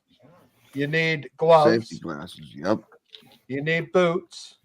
Man, you're Some going too peop- fast. I can't pop all these Okay. pictures that fast. What do It you got? looks like Safety a, glasses. Safety glasses. Anything. They make those that have the pad around it too on the inside. Yep. You know, that don't, or that Right. go tight to your face too. Or some people like to wear a hard hat with a shield. You know, Bomber. whatever you prefer. Yeah, like Bomber. that. Yep. I use those bombers. Yep. You definitely want hearing protection. I don't have a picture of hearing protection, do I? No, Right there. no, I don't think so. It's on the helmet. Maybe not. Yeah, built into the helmet. Oh, on the helmet. Yeah. Yep. So, what are some other pictures I had on there? And I knew you were That's talking gotta about be safety. fire extinguishers. Absolutely. I'm sure everybody here has fire extinguisher by the mill, right? Yep. I do. Yep. As of about 2 days ago, we do. Good. Well, you had all that snow, so you didn't really have a whole lot to worry about. So, but some Geez, other there's a things whole that I bunch of- thought, some other thing. Yep. So chaps, Chaps. but that's when you're out in the woods. Yeah, I don't But wear them around the mill. some other things I thought about while you're on the sawmill would be like a grease gun, a level, We're tape on measures. safety. You're on sawmill. We're I'm on going all over on everything. That's all the We're safety on stuff I've sawmill, got, you're on guys. safety. Yeah. So I'll say another good thing is, depending on species of wood you're cutting, a mask. A mask is not a bad idea, Yep. especially if you're cutting Yep. a lot of eastern red cedar, black walnut, cherry to an extent. There's a couple other wood species out there that are just not good to inhale. A lot of your exotic woods and stuff like that. Another thing, they could have naturally occurring silica and stuff in them. You don't want to inhale that stuff. So my dad, when he's doing a big cedar job, he will put a mask on. Otherwise, he'll be blowing red boogers out of his face for like 2 days. Oh, Yeah, that kind of worried me when we were cutting up that cedar, but all the wind was blowing the other way and it's blowing up underneath the mill. So I really didn't worry. And it's just 2 little logs. So I felt I was okay. I didn't put a mask on. I probably should have. 5 minutes of cedar saw and messes my sinuses up for a week. Yeah. Another thing is, if you're handling an absolute ton of black walnut and you're handling all the sawdust and everything, if you've ever handled a whole lot of it, you'll know it turns your hands yellow. Yeah. It's not necessarily the greatest thing. Your body is absorbing a lot of tannins. It might not be a bad idea to handle the wood with gloves on. Yep. Especially in its wet form. John, I was also thinking a first aid kit of some sort by your mill. Yep. There you Anything go. else you guys can think of? I think I've did a Well, lot of. Big kit. Another Tourniquet, little gauze. story. The worst injury I've ever had on a sawmill is undoing some blades for the sawmill. Yeah. I've gotten nailed sharpening a couple. Yep. now, let me ask a question real quick because I noticed a video that Craig put out recently. He was splitting some wood, and I thought I saw you wearing a pair of chaps. Am I wrong, Craig? No, yeah, I was. All right, so if you were wear chaps around a sawmill and you accidentally touched the Someone's not blade here. with your leg, do you think the chaps would stop that blade from cutting you? The band blade? The sawmill band? Yeah. I doubt it. I'm just asking opinions right now. Yeah, I doubt it. I don't think so. Nope. Well, so the chaps that you wear when you're chainsawing, they don't actually, they just stop the chain, correct? It's not really like a barrier type thing. They're designed to bind the chain. They gum up with all the fibers. Yeah. So you don't think they would do any good against a bandsaw? I would if I Sorry. would want them there. If not, I would rather have something than. I'm just curious. Yeah. I don't wear chaps around the mill, but I was wearing them because I was bucking logs and doing my splitting. I usually don't wear chaps on my mill. Gotcha. So, Thomas, Vic asked, did someone say black locust is toxic? So black walnut is high in tannic acids, and I know it can definitely be dangerous to animals. The Amish up the road, they lost 2 horses in one night because they put black walnut sawdust out there. Black locust, also, if you've ever made fence posts at a black locust, they'll outlive us all. They'll be there for 60 plus years and everything. I don't know off the top of my head, but I would assume there's something in black locust that's probably not good for us. Probably in any of it, to be truthful Yeah. with you. So, also, Rick, Steve asked, can he talk about people who buy your wood? Yeah, where do you find people to, in other words, how do you market your wood?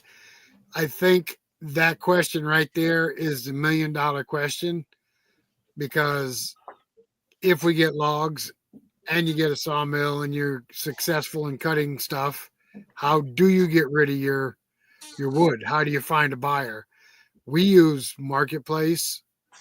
That's been very successful for us, but I know there's been others on this forum that Marketplace does not work for.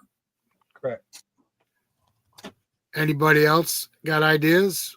You just put that one up. Craigslist is also another good one. And one thing that, and I will do a video on this, as far as marketing goes, I used to sit around and wait on orders, wait for people to call. I would have logs rot. Cut whatever you're going to cut. Say a bundle of 2x4s. I usually put 50 or 60 in a bundle, whatever links you need. Post them like your social media sites. Do certain things, find out what's going to sell, and sell. You can't sell it. Mr. Robert Thomas told me about it. You can't sell what you don't have. If you have it, it's easier to sell. But if you say, I can cut it, well, let's say, well, okay, he can cut it. Well, I need somebody that has it. You know, Right. they're going to look for somebody else. If you need your product there, and you'll kind of fine tune in your area what is selling and what sells the best, and that's kind of what I've learned. And that's like with the tongue and groove operation and I've talked to Craig several times.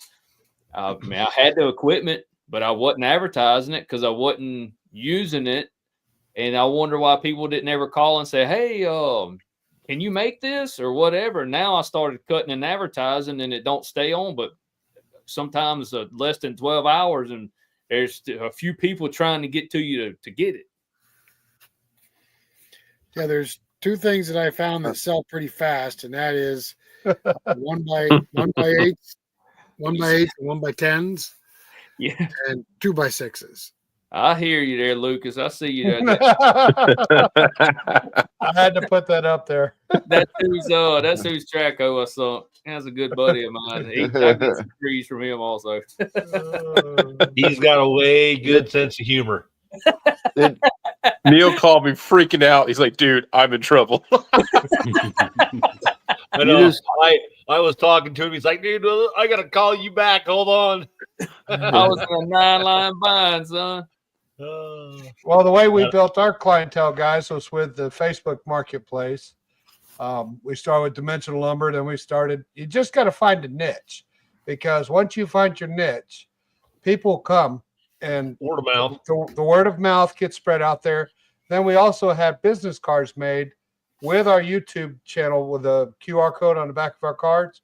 So those people that are also buying from us can go to YouTube and watch this or our videos or whatever, because they get interested, because we go from the tree, cutting it down, dragging it out, to milling it, to selling it. And people are amazed to watch that in actual process, go through the whole process of how they got their piece of wood. But, we get a lot of repeat business, and it started with Marketplace, but now we built a reputation where people come out, they call us, or, we give them a card and they spread out the cards and word of mouth that way. Now, to be upfront, we have an Amish community about 12 miles south of us, and just about every other Amish has a sawmill. So you have to find either something they're not providing, which for us it's hardwood. They only saw pine for some reason. And the second thing that's helped us, we can't beat their prices. Their prices, they got a low overhead because they got 100 kids working for them. And they buy logs. I'm going to tell you right now, they buy logs. They pay more for logs than logs are worth. And then they charge less per board foot for dimensional lumber than we could typically take. But the one thing that we can do is we could take an order and fill it in less time than they can because we don't have 100 orders ahead of them. And shoot, I lost track of what I was going to say. Oh, and our lumber is more accurate than their lumber. We take the time to make sure everything's level and everything's cutting straight. When you put a no-go gauge on one end of the board and put it on the other end, we have an accurate board.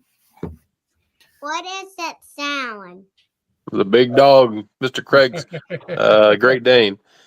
So I see Vic's comment right there. It's like signs and tables, mantles, and carpenters.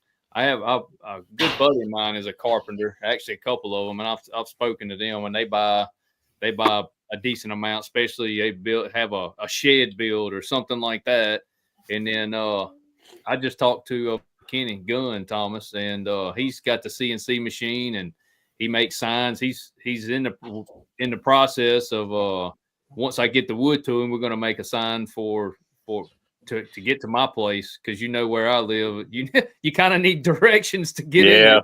So I'm gonna put some signs up and do the epoxy in them, so people that to do the signs and the tables and stuff. I mean, that's and you know just as well as I do. Like he was saying, there down here, there's a sawmill every quarter mile. There, I mean, everybody's got sawmills down there. now, when I first started off down there in Mississippi, that wasn't the case, and I was crushing it down there because I was the only one who had black walnut and all these unique species. I wasn't going to cut just pine. But here in Tennessee, I've been building my dad's business up here for years and years, and every business you're going to start on a sawmill is going to be slow.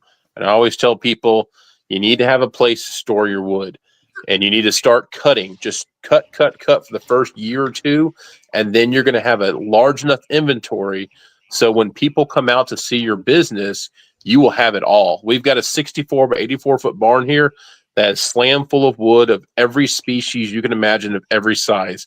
No one within probably 100 miles of where we live here in Tennessee has anything close to what we have. I mean, we typically carry about 30 species on hand, from scrap boards to slabs that are 30 plus inches wide, 12 foot long. We have a little bit of everything, every species you can imagine. I focus on the unique cuts of woods, and we'll post those on Marketplace, stuff like that. My dad does more of the dimensional cutting woods, and he gets orders all the time. His orders are probably more consistent. There's more people looking for structural lumber, heating grade lumber, and stuff like that. But the people who buy the specialty cut wood, you get more per board foot in a specialty cut wood. So if you have the area to store that wood, you potentially are sitting in a large inventory and a large pot of money. And that's what we try to focus on, is like have the weird stuff that no one else has. And that's been working out very well for us. Yes, find that niche. And when you're starting out, there's going to be times that you feel like you're cutting. You're not making any money cutting when you're first starting out. You're storing wood and you're cutting a lot of wood, but at first you may not have a whole lot of orders. You just like Thomas said, you got to build that wood up, and the longer it's cut, of course, it's drying also. Right. Hey, Craig. Yeah. Tell us your customers. How do you get your wood? How do you sell your wood? Because I know yours is totally different than most of the rest of us. I'm in a different freaking world kind of from you guys too. Yep. But I'm doing full time. So right. I don't keep an inventory because I don't have a never ending supply of logs out back. But at the same time, that's my bank out back, and I turn it into money when I need it. So the guys I'm working with, I'm 99% of what I'm doing is all in house. So everything's already paid for, and I just get All right. list after list, and Already sold. yeah, it's already spoken for. You do a lot of timber frame stuff, don't you? I do a lot of timber frame stuff. So you're cutting mostly beams and timbers for timber frame houses. Yeah, I'm cutting a lot of posted beams and a lot of 1x material. And you also have the planer that does the log siding and the tongue and groove siding. Yep. Yeah, it keeps me very busy. Paul, you guys got a ton of inventory, don't you? Quite a bit of inventory drying. Yep. We don't sell got- too much. Well, you got like 50 acres, right? Drying. It seems like it. So Most are of you the logs planning on ever selling any of that, or are you just Yes, eventually. okay? A lot of the stuff we cut early on were thicker slabs, so they need some time to dry. So probably this summer we'll start selling it, because they've been cut for at least a year now, if not 2. Well, you got quite a bit of dimensional lumber too, though, don't you? Not really. Most of the dimensional stuff we cut is to order, and we try to Oh, get is out it? of here. Yeah. Okay. We have a lot of 5-quarter hardwood that we keep for ourselves. Cherry. But dimensional pine, we want to get in and out before the bugs get to it. Are you getting any calls for cherry? Not much for cherry lately. Huh. That's one of our main sellers is cherry. I'm cutting up a lot of it because we have a bunch of pile of old logs I've been going through, cutting off the bad parts and trying to get salvage something out of them. Yeah. A lot of this cherry is the best because it stays good longer than most other woods. Right. But Now- it becomes dusty when you saw it. Yeah. Dry. Now, something that I come across recently, we talked about this on the last live, was that you had all these places down in North Carolina that got flooded during that hurricane, and they couldn't cut lumber to rebuild with from sawmills.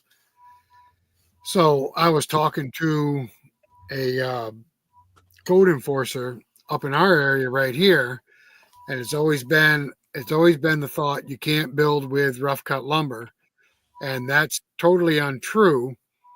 If you can get a grader to come in and grade your lumber to number 2 or better, you can build with rough cut. It just has to be graded. And see down here where I am, it doesn't have to be graded. It's just, I guess it's a local thing wherever you live and located. Down here, it doesn't have to be graded. It just has to be full dimensions to be able to build with it. Like my house is full 2x6s, which is a whole lot heavier wood than of your store bought. Who's beeping? Right, but a lot of people was under the understanding you can't build with rough cut. Right. But Home Depot's wood is graded before it ever goes to Home Depot. It's graded first, and it has to be number 2 or better to build with. You can get rough cut lumber graded, and once it's graded and stamped as number 2, you can build with it. Right. Have you ever tried to get it graded? All you have to do is hire a grader. There is. Right. Have you ever tried to hire a grader? My dad is. Oh, Not well, for- that works. Not And for- see, I kind of looked into that schooling where Mr. Tom went, Thomas's dad, to do that. Mississippi don't offer it, and I don't know if they even recognize it. The state of Tennessee does. I do know that because I'd look and see if Mississippi even offered that. Because didn't he go to the college and take that course, Tom? He did it somewhere here locally. I don't know exactly where. It was hosted by the Department of Agriculture of Tennessee, and it was I don't know. I think it was a couple-day long course or something like that. Real easy, and it was just grading essentially studs and stuff like that. I mean, some basic structural wood, and he's only sold graded lumber a handful of times. Most people are going to be building barns and stuff like that. Not too many people are going to use it to build homes, but I mean, my house that we're rebuilding here, we added a 600 square foot addition to the house. That's all wood that we cut. And then I vaulted all of our ceilings. And again, we cut every bit of that wood. I've probably put 400 sticks of 2x4, 2x6s and stuff like that on our house that I Right. cut all myself. Okay, so the question we have up right now from Joseph. So do you all have acreage to go with your sawmills? Well, Joseph, you know Tim and I have acreage. Paul and Andy have acreage. Neil buys your logs, right, Neil? I do. I have woods on there, but the stuff, if I'm gonna mill off of my property, the way I look at it, if I'm gonna mill logs off of my place, I'm gonna mill it for me. I'm not cutting my woods down to turn, you know what I mean, to sell. Right. I got cypress on mine, I got juniper and stuff like that. But that's the way I do it. But yeah, I buy most of my logs. Thomas? We've got about 300 acres here. Like Neil said, I don't cut logs off of my property for the most part. I do go through my property when storms come through, and I'll take trees out that way. I will, from time to time, if we have a hard job or something unique, and I need to go, say, clear a trail, I'll see if I can find that species of trail there or wood there. But for the most part, we get our logs from the local area. We've got a pretty good setup with some of the state parks and stuff like that too in the local area. John? I got 20 acres of dead oak that I'll gladly harvest, and then also manage it too. You know, there's a fine line between two giant oak trees growing healthy and not growing healthy, and I don't mind taking out an oak tree in my woods if it's causing another tree to grow unhealthy or causing a cherry to grow unhealthy. I got a stand of walnut that I'm not willing to harvest yet. It's not quite big enough, but most of mine is neighbors' logs.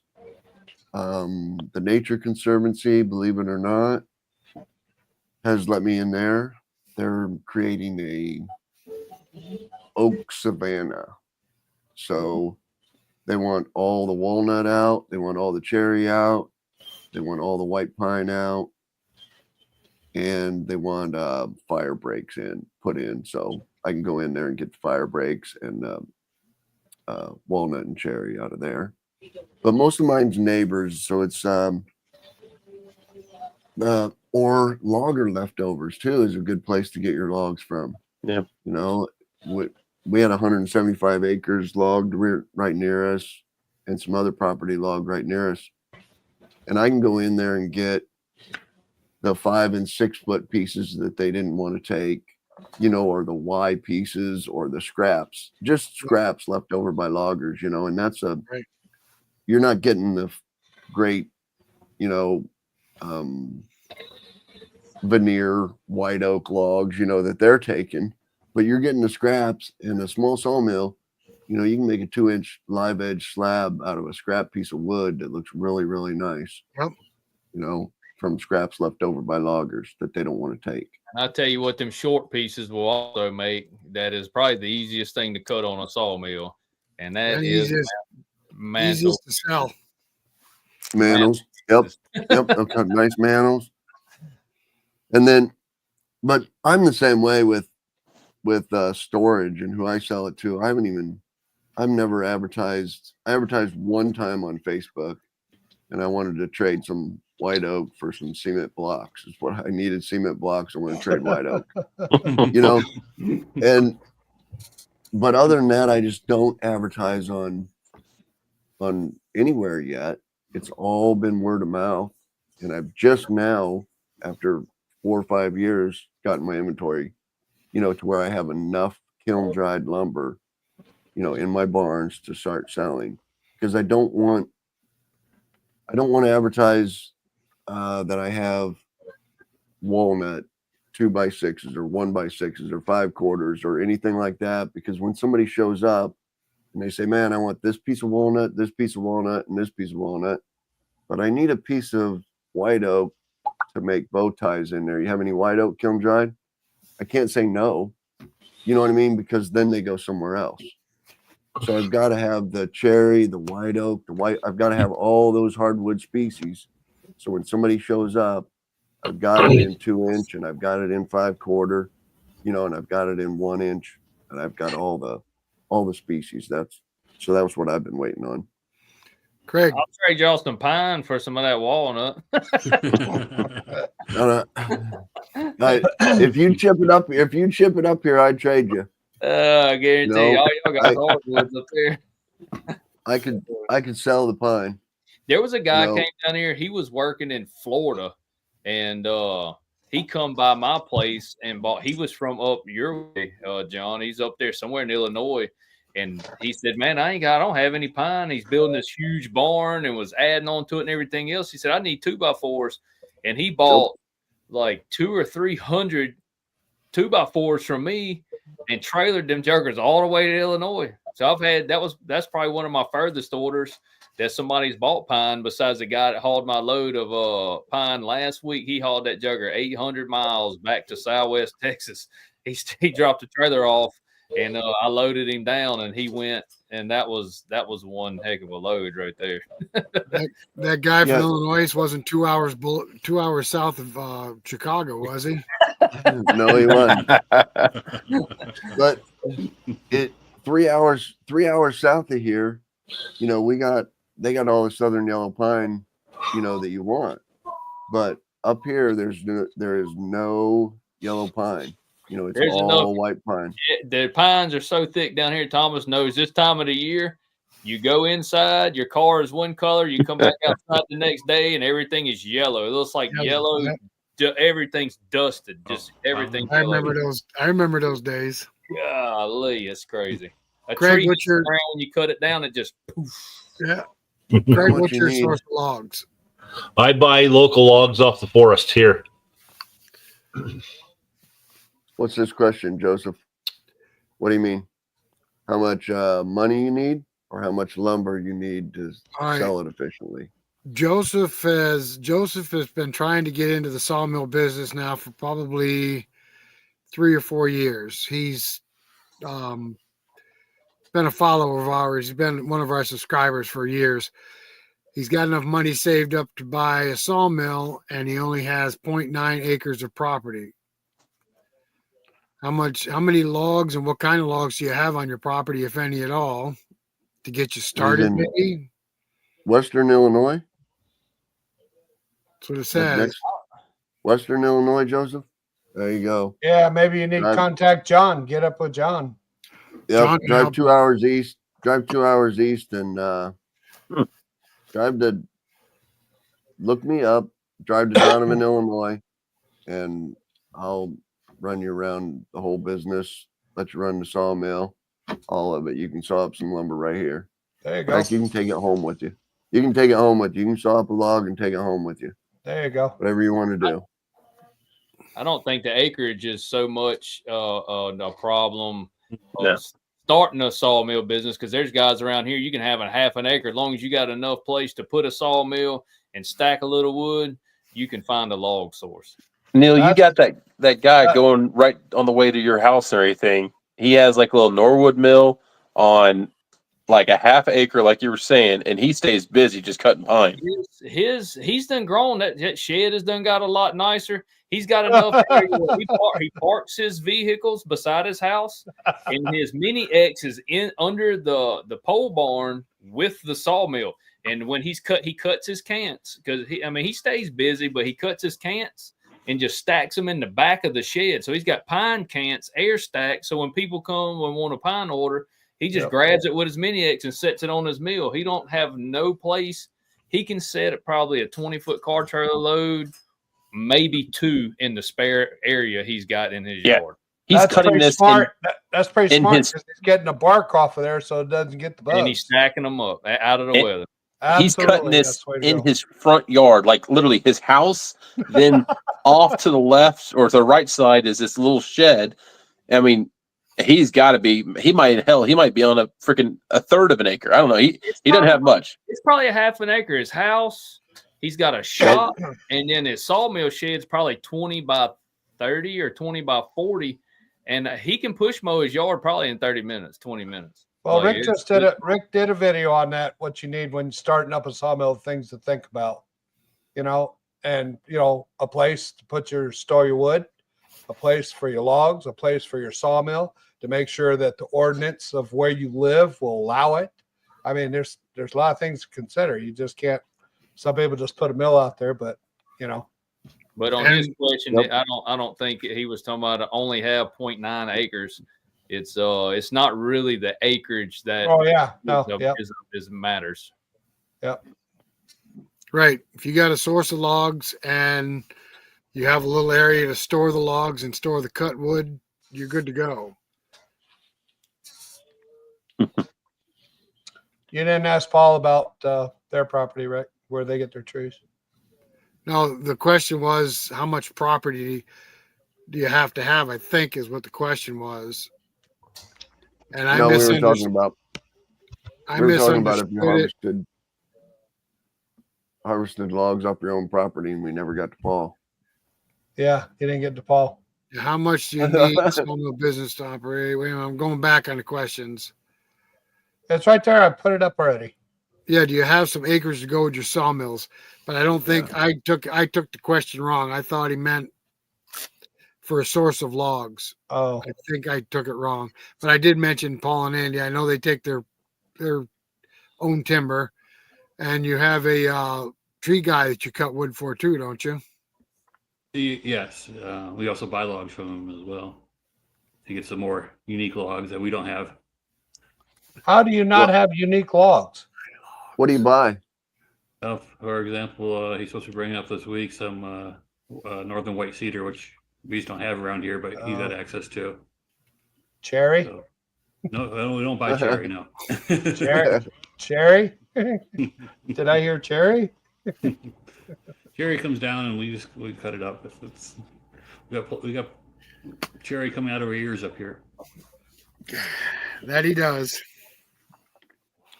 Bearded lumber. Actually, white pine is. I see nice white pine. I like that better than cherry, but. Yeah, we got some big white pine on our property.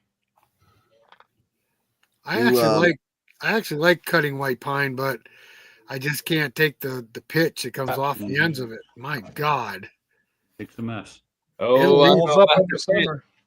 It's bad when you set that yellow pine on there. You get a fresh cut log and set it on there, and it's actually dripping from the ends. Yeah. I did a video. I don't know if I did it. It was a short or a long form a few months ago about when I get my pine logs, especially in the summertime, is stack them up and let them bleed. Because that log will sit there and eventually that sap runs out, and you'll take a lot of that extra sap, that pitch out of that tree to where you can mill it a whole lot easier. I made the mistake of putting a fresh cut white pine on the mill at the end of the day because I got to cut it in the morning, and I sat there overnight and there's a puddle of sap underneath on the slab. Yep. I mean a puddle. He's not joking. Yeah. Go back to bearded lumber right there. There's what we need to have on you. When you coming on this show? I mean, he's going to come next time when you guys want him. Yep. Cutting them big yellow pine logs, big 40-inch white pine logs. I didn't even ask the rest of these guys if you wanted to go on your show, but Geez, John. When you coming on Geez, show. John, don't you ever watch our channel? We cut those up.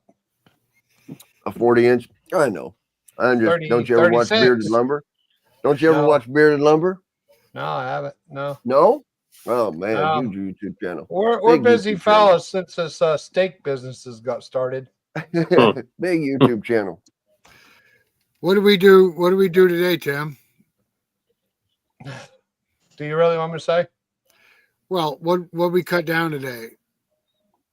We cut down a big hard maple and a big cherry. What we cut the maple down for? Steaks. That's crazy. It's steak out. It is a stakeout. That was a good one. I like that. I'll put a big sign out. You have now reached a stakeout. Yeah, I mean, it's going crazy. I mean, I love it. Don't get me wrong, but working 2 8-hour jobs a day, that's getting a little bit much. Yeah, I got that. You seen that video, didn't you? On how I cut mine, and that's the fastest way I know to produce maximum amounts. Because I mean that one order I did this year was 20,000. And that my other customer didn't call this year needing them because they're getting 2 to 3, sometimes 4 years out of them things. Well, you're not wrong. $10,000. I mean, if we keep going like we are, we're going to hit it. I mean, wow. That Yeah. video, Neil, started all this. Hey, that's what I put them there for. Because it was a nasty, cold, snowy day. We just got finished. We're sitting having a cup of coffee in Tim's house, and he flips on the channel. Oh, here's Neil. Let's watch him. And that started it. And there it goes. The rest is history. Huh? The rest is history. Or we're still making history.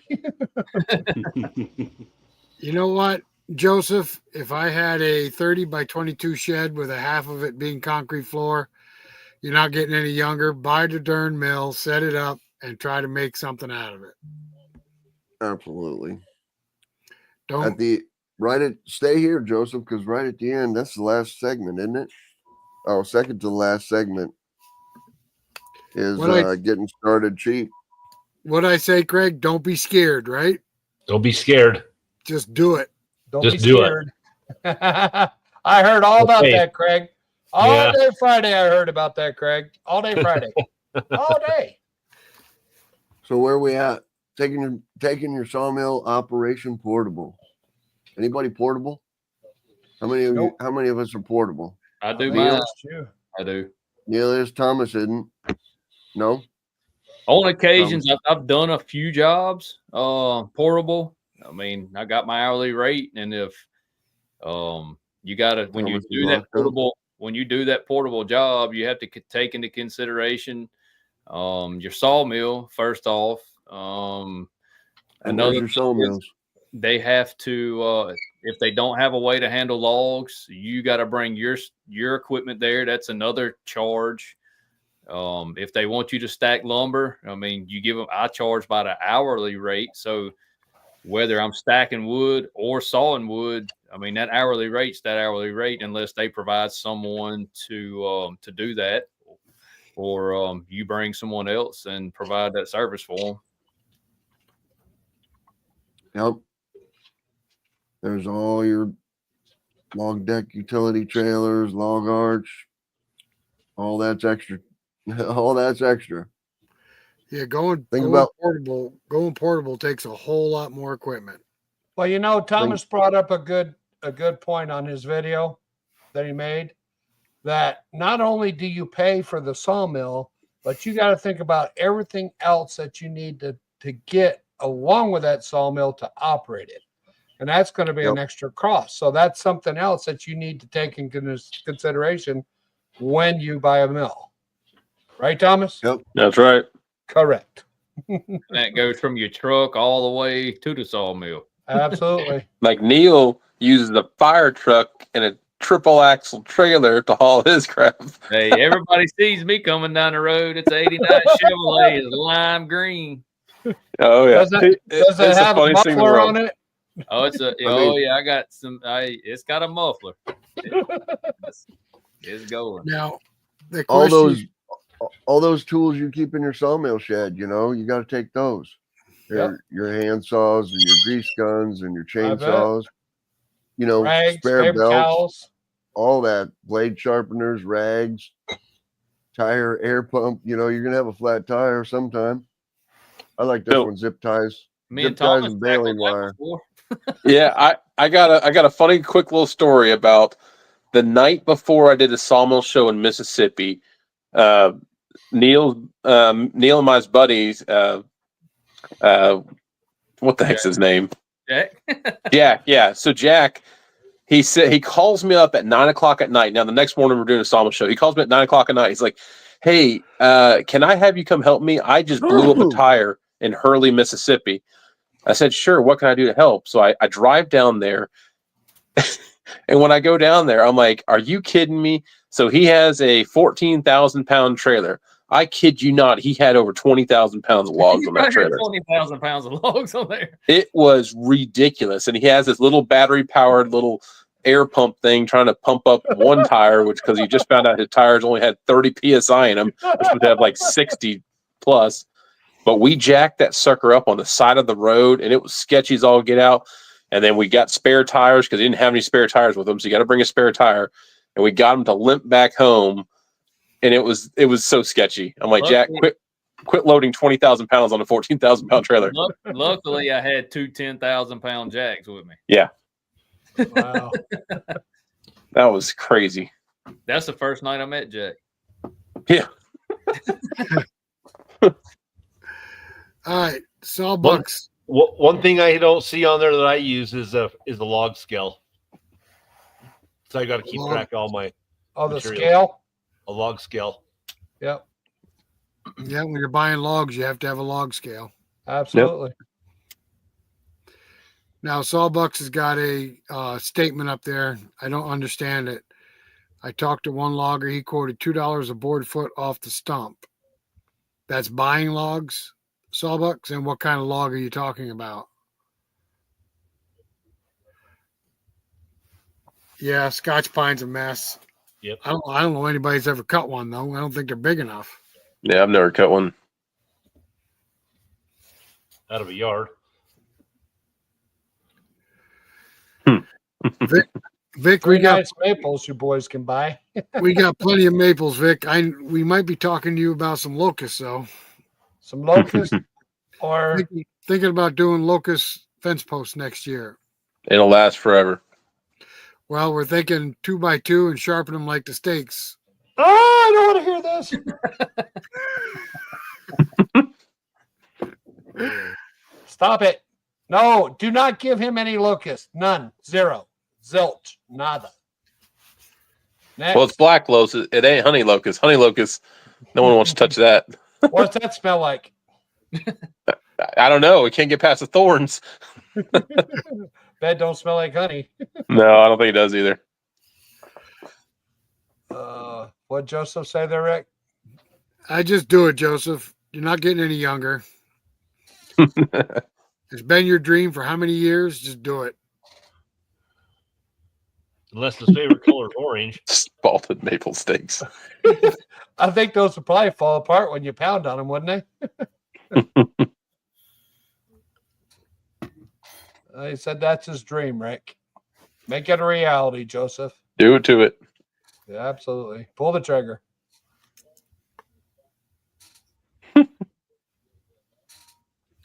Looking for somebody who needs to keep Craig in line. He's Hogging all the hogging airtime. all the airtime.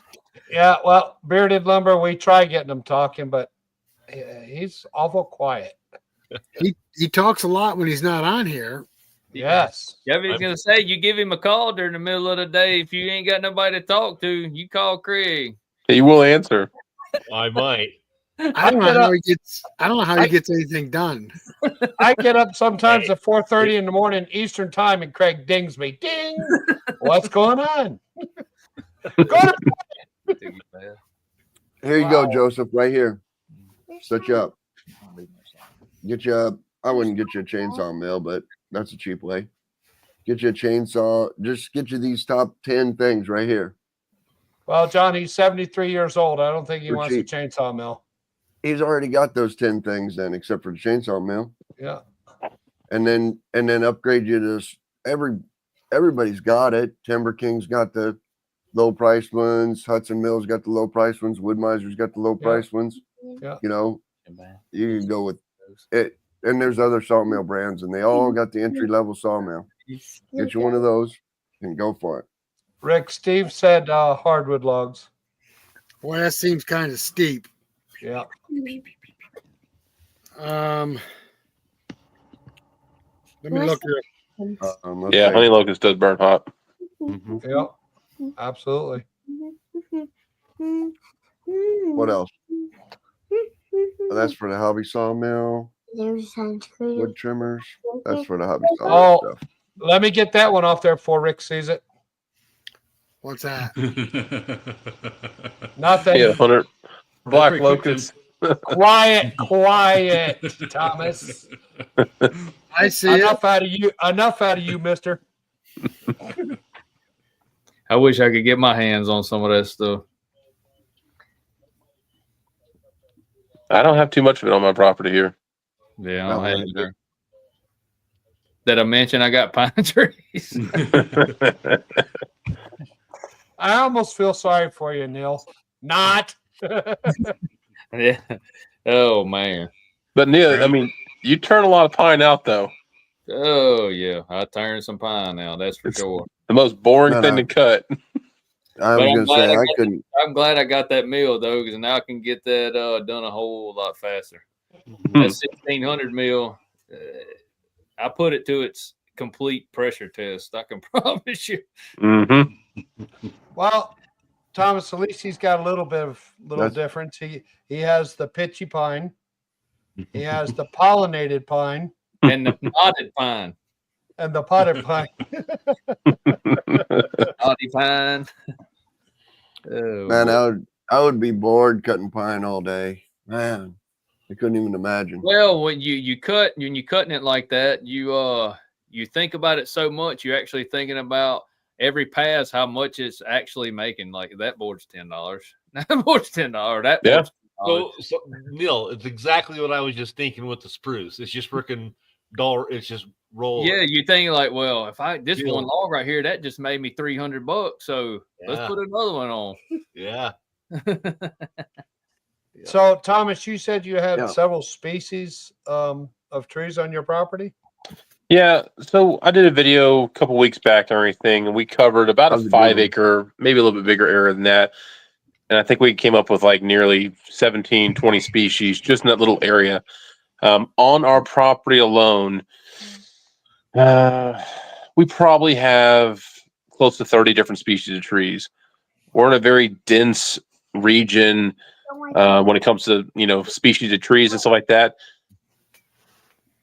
I mean, mostly hardwoods on our property. And I think in a video I said we have maybe 10, 15 pine trees total on our Right. 300 acres we have here. Wow.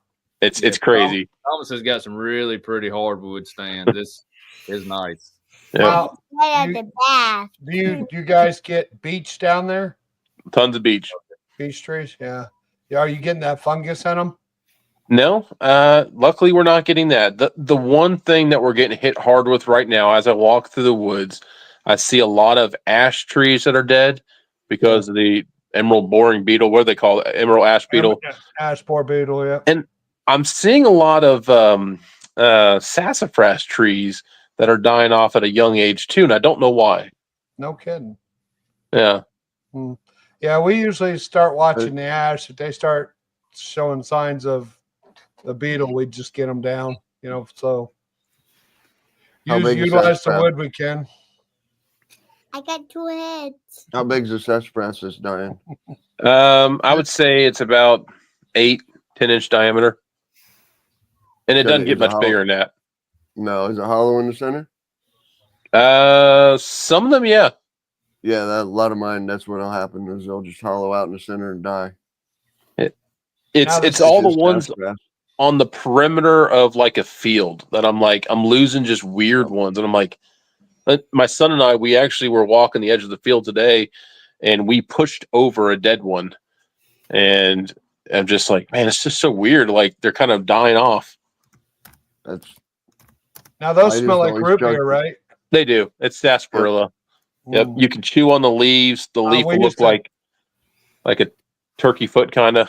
Yeah, when we lived down south, we used to chew on the roots. Mm-hmm. Those were so good. I miss that. That's about Yeah, all I there's, miss about that. sassafras leaves have a glove, a left-handed mitten, a That's- right-handed mitten. that's and right. None. Yep. And then nothing. Yep.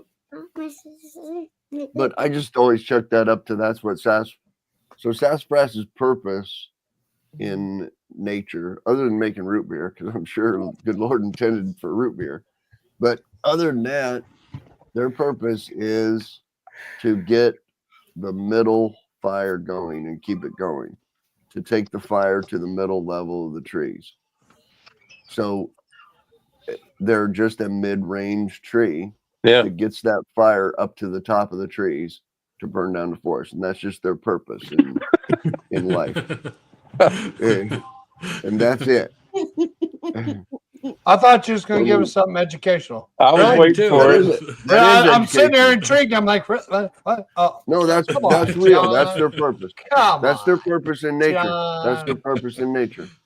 Somebody's got to burn down the forest. You and almost Sassafras got is in got charge me of the middle. interested. Holy Yeah. cow. I'm telling you, I that's almost thought it. John had words of wisdom. I That know, is right? words of wisdom. I I'm saw telling Paul on the edge of his seat. That's rare. I see that comment Dave Frisbee just put on there. I agree with you on that. Building stuff that you would never would have went to the store and bought. You just cut it and build stuff. Yeah.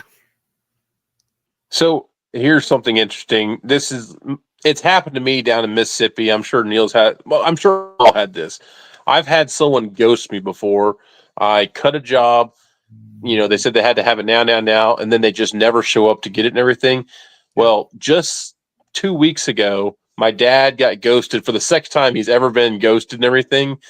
And I was like, because, that wood's now available, I decided to add a carport on the side of my house because he cut 37 25-foot long 2x8s, I believe, out of poplar. So I'm like, I'm going to build me a carport now. Well, I tell you what, I have changed the way I mill because of people doing that. Now, on a big order, say over $1,000, I'd like to get a down payment. And I used to say if they needed it in a hurry, I would just cut it, put it to the side, and never air stack it. Well, that has burnt me several times because that pine will mold on you, and it will mold on you very quick. And then you're stuck double handling that wood if you want to save it. I have just let it sit there for a few weeks and end up burning it.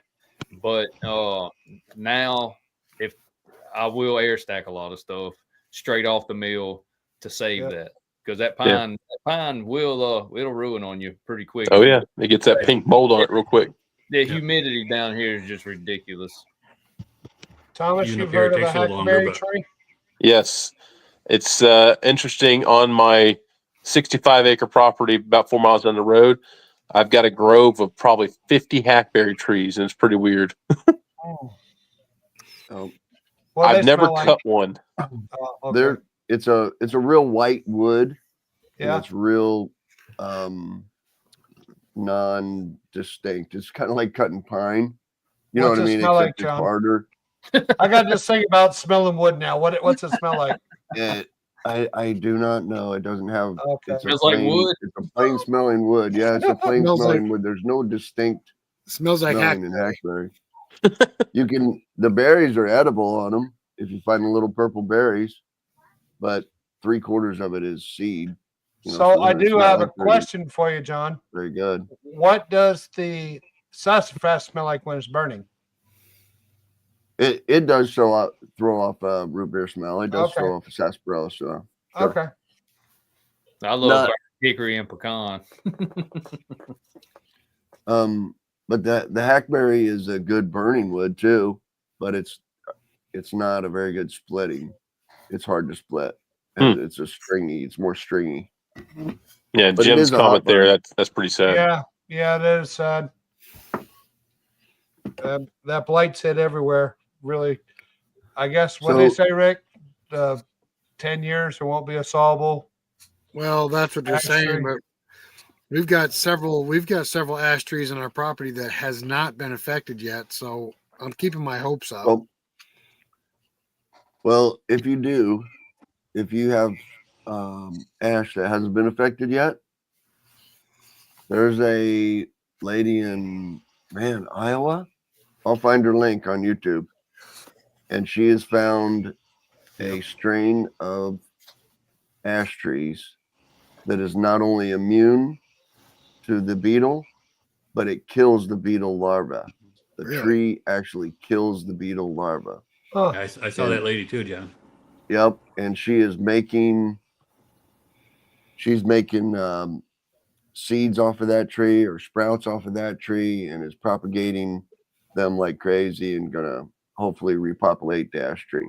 So it is not a totally lost. So is she selling like seedlings or something, or? No, she's like with the Nature Conservancy Oh, or okay. the, government or the, some nature preserve.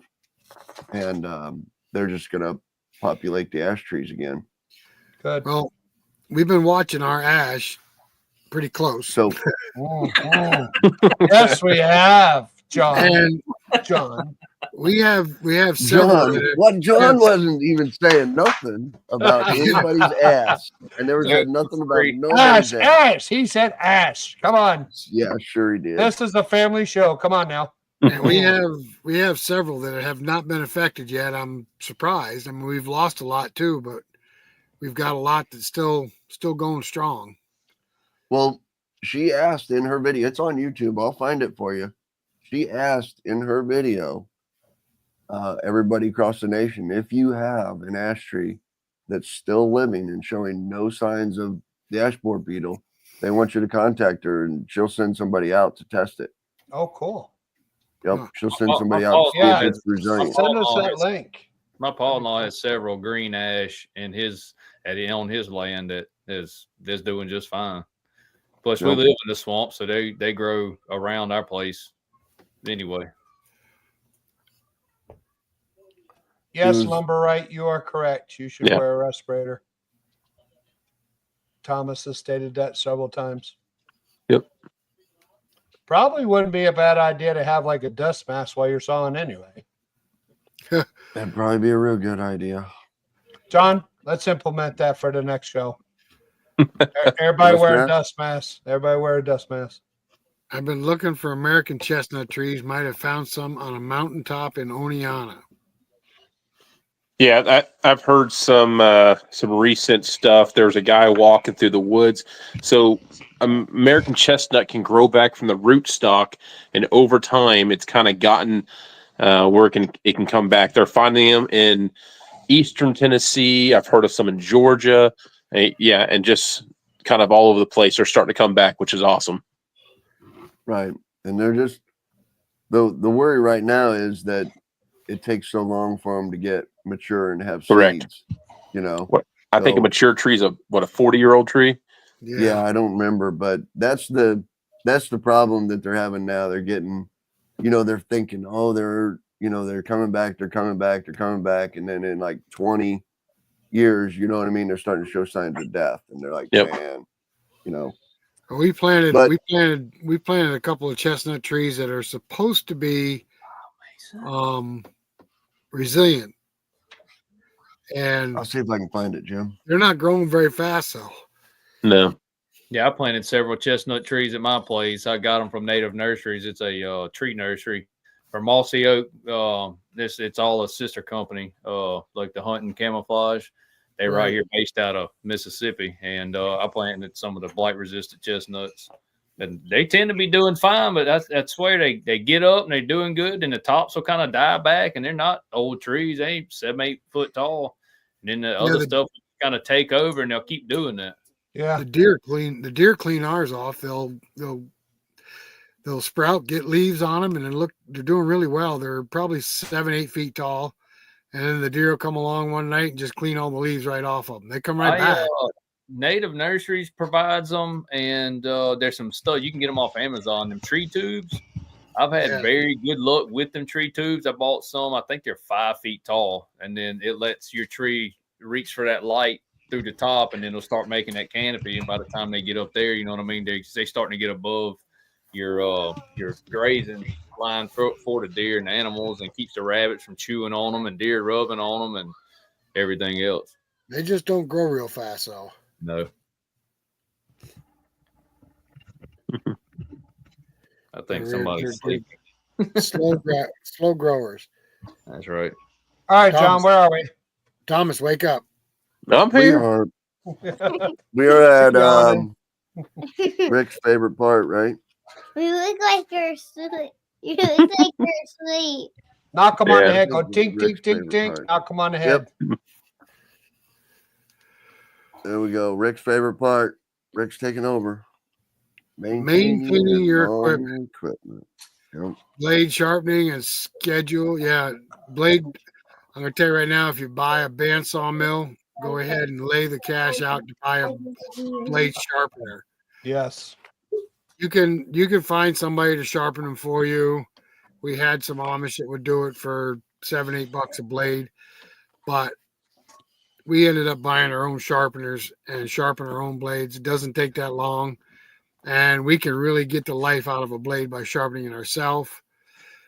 Let's see, chainsaw mill. I didn't know chainsaw had to be. I just thought they had to have gas and oil.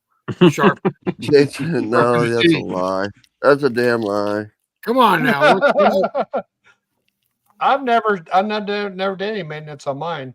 I want to No. say on the blade sharpening schedule, I guess so to speak, to get the Yeah. most life out of your blade, when you start seeing that wood, your boards wave, that pass wave just a little bit, Yep. and you see your sawdust getting finer, go ahead and change that blade, because if you try to push, that's what you're essentially doing, pushing that dull blade through your log. You put a whole lot of extra stress on that blade, and with that blade will start cracking, and you will bust that blade. You might get it sharpened. You might get it sharpened 2 or 3 times, whereas if you go ahead and change that blade sooner rather than later, you might get 5 or 6 out of that same blade. Yeah, I got 3 in rotation that I use. So I'll go one further with that. If your wood is waving, then you've gone too far already with the blade. I agree.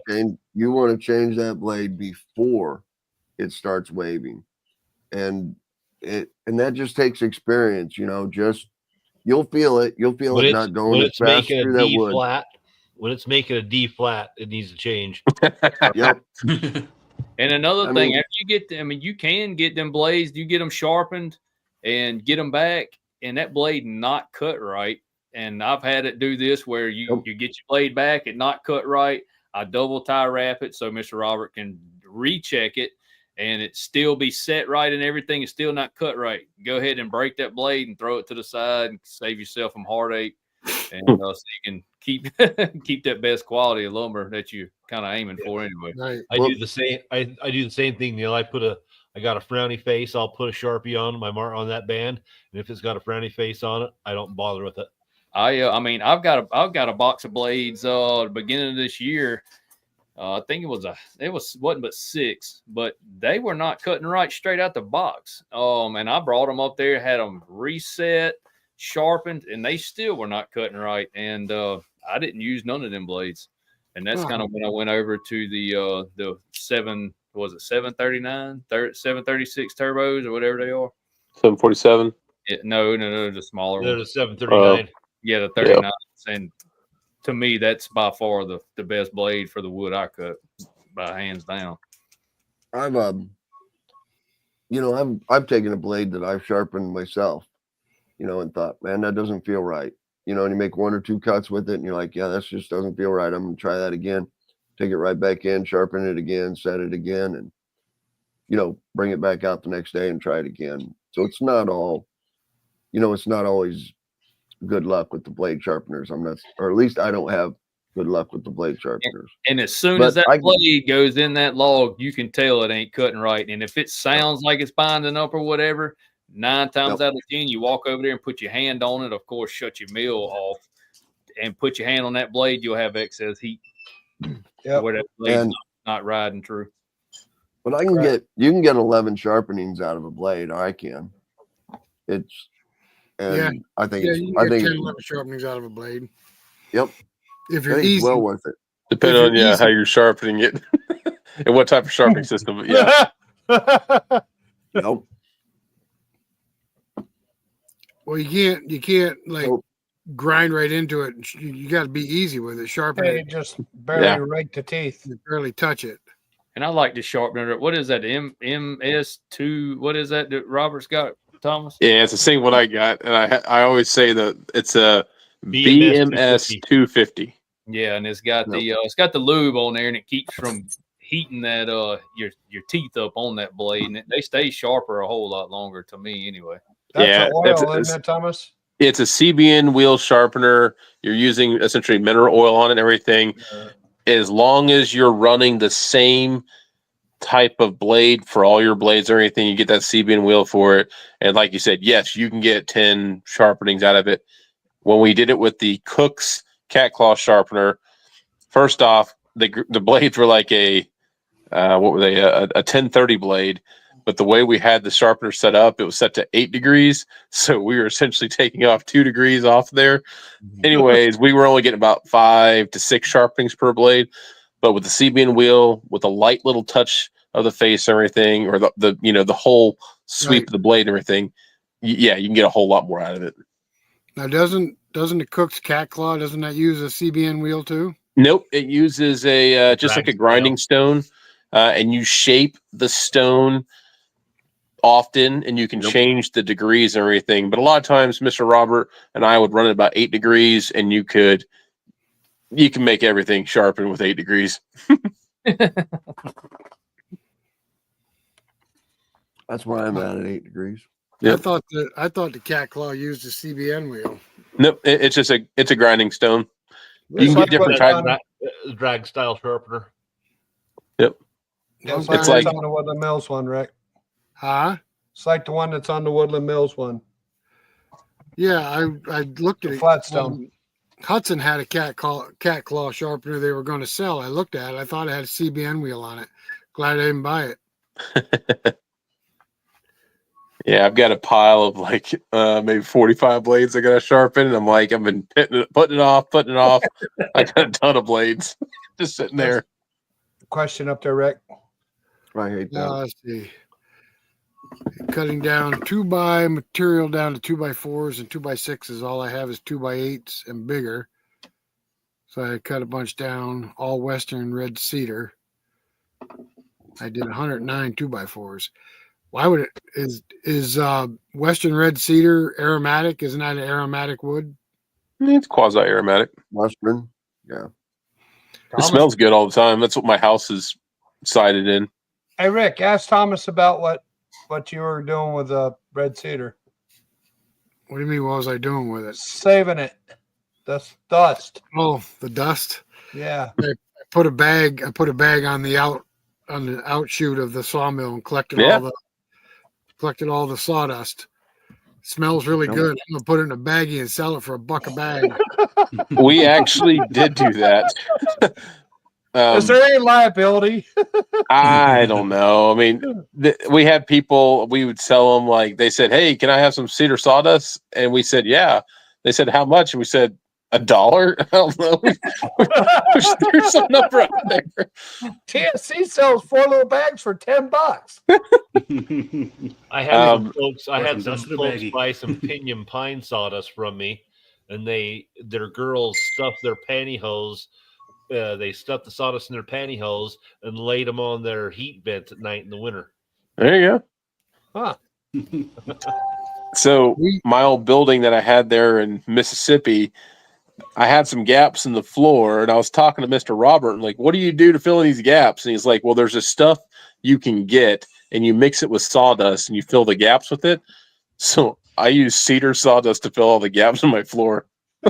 Keeps mice out. It kept everything out. Well, we were Lumberite, yes. Yep. we were sawing. I was sawing at Eastern Right. red cedar, and I stuck a feed bag on the end of the chute. And I was collecting the sawdust. I got a half a bag of sawdust, and I'm gonna put it in baggies and stick it in the crafter's box for $1 a bag. There you go. I don't see why it wouldn't sell. Put it in there Greg, for there's a $2.50. question for you. Yep. Craig. Craig's on it. That's Craig, Craig. wake up. Craig. Yep, I said yes. Okay. I hear you. Yeah, So- my thought is if I could run them all the time, I would. But they're super fun bands. They cut laser straight, and they're just more money. I try not to get too used to them. I gotta hide them. Can they be less money in the long run? Do you get more life? It depends on what you're doing. I mean, I save them for special stuff where I don't want to mess around and guess because I can't recut something. If I cut a 12 by 12 that's 11 7/8, you know, when I have to have a crucial cut, I use carbide bands. I don't think Craig likes to I be under can't the gun board. like that. He's getting a little nervous. You know, I can't get a straight answer on these carbide blades out of anybody, even Joe Main. Is it worth the money for the carbide blade versus how far they'll go before they have to be sharpened and how long the band can run? And all Yes, I keep getting is the runaround. I'll tell you. Yes, I save my carbide blades for specialty cuts on the crazy wood that may or may not have nails in it, or just like something stupid wild. When we cut some 36, 38-inch wide black walnut slabs, I ran a carbide blade on it because the price of those slabs, 12 foot long, 36, like I said, to 38 inches. Yeah, I ran a carbide blade, and it was less finish time for me on the wood afterwards. Totally worth it because my price Agreed. per cut on those blades, I'd make my money back on one tree, easily buying 10 carbide blades. But it's not worth it if you're doing pine No, steaks all day. no. You know what I No, mean? I only Special used it wood, when I was that's what- cutting crazy hard wood that Right. is crazy expensive. Right.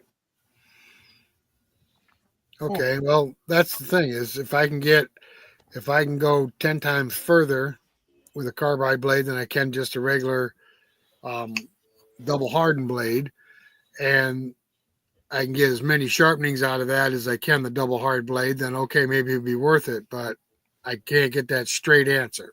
Do you cut a lot of rock maple up there, you said? We cut a lot of sugar maple. Okay, but Yes. do you have rock maple? That's rock maple. Sugar maple Okay. is hard. If Hard if you've maple, got yeah. some 30-inch, hard maple up there, save those slabs, and I would do it. Well, 30-inch maple, you're dreaming. Oh, they don't have that big up there? No. Oh, okay. but Then they're never rotten in mind. the middle. Oh, listen, Miss. Oh, we got 30-inch all over the place.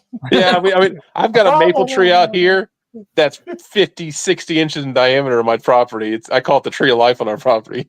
You know, you'll find them in people's front yards and stuff, but not in the woods. Yeah. Back at sometime around the mid 90s to almost 2000, they had a run on hard maple and cherry. And I'm surprised there's a tree standing after that run because we were getting $5 a board foot for boards. Wow. Green, rough sawn. And it was all going to Japan and Germany, from what I understand. Yeah. No, You got live oak there in Tennessee too? No, we don't. Promise? Not here. That's down in Mississippi, Southern Live Oak. We got it here. Yeah. There ain't no market for it unless you're building ships. That buddy, there's some Steps. trees in there's some trees in my parents' yard that I'm gonna easily say 7, 8 feet, 10 feet Yeah. across. I mean, that's nothing. But of course, it's usually 3 or 4 different pieces that all come together to make it that big. Right. But yeah, they're gigantic. Yeah, we saw a maple tree cut down in somebody's yard, and God, I don't even know how they cut it because it had to be 6 foot diameter, right, Tim? Remember the one there in the triangle? Yeah.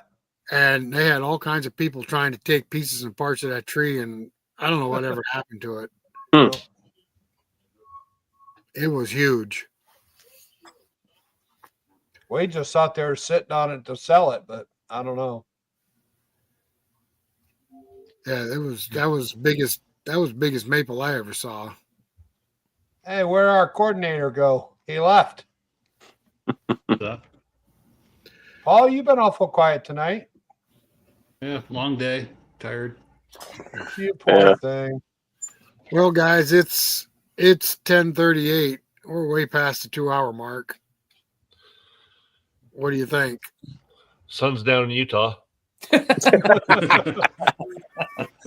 What's that mean?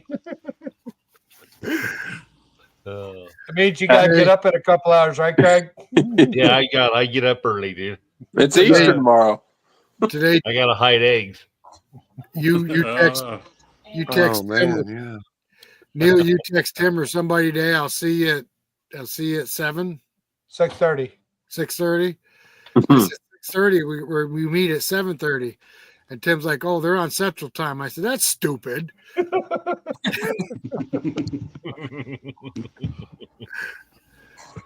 John, we're getting ready to shut it down. You got Getting anything ready to to shut close it with? down. Yeah, we've been on here 2 hours and 39 minutes. 26 seconds. That works. We made it all the way through the schedule. Did we? That's a first. We made it all the way to that's the last one right there, the maintenance schedule. Okay. I saved that, the best for last right there. That's, Checklist, lubricants, greasing points, tools, fuel, I mean, storage. it's just maintaining you've got to maintain the engine, you've got to Yeah. you've got to change the oil, you've Well, got yeah. to change the belts, you've got to, and you've got to know when you did that, or at least I do.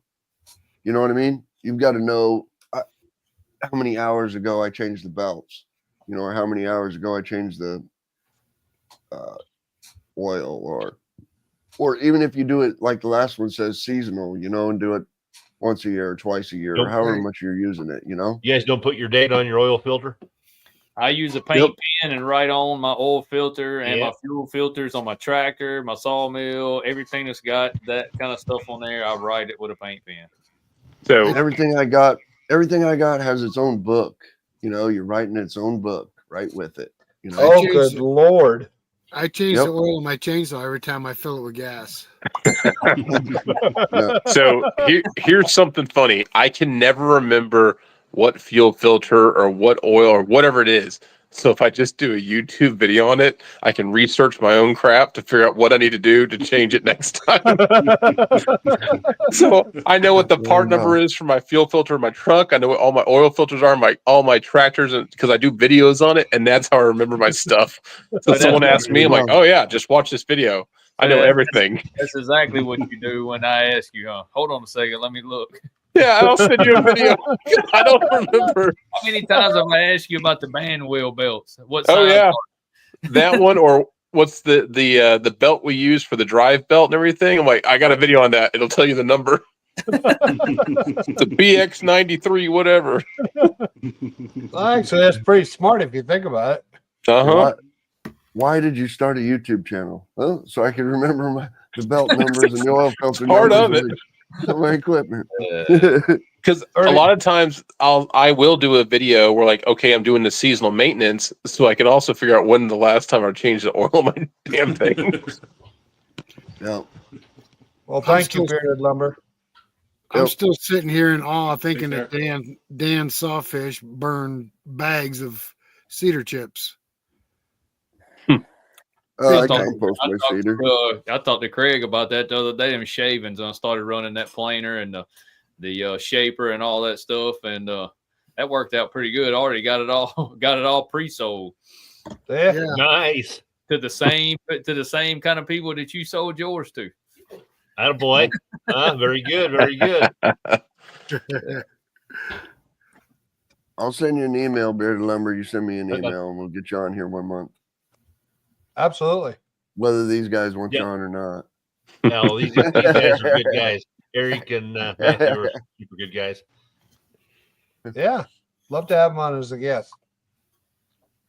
What happened, John? What happened? Carolinas. What happened to your veteran guy, John? Oh man, he never showed up. He had a client that he had built some kits for. They had some weather and some trees come down, and they was a older couple, and he went out to help them clear the trees off their property that fallen down. What do you consider older? He'll come back. He'll be on next month. What do you consider older couple? Like your age. That's a good answer. Good answer. Craig, you just buried that hatchet, pal. Sorry. Hey, Tim. No.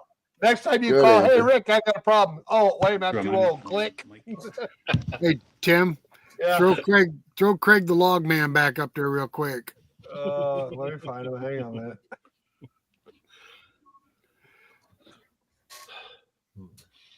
a minute. That's not Boo. Craig. I didn't do that, John. Leave it alone. There. Greg, I'm gonna go out there and take this stick to him in just a minute.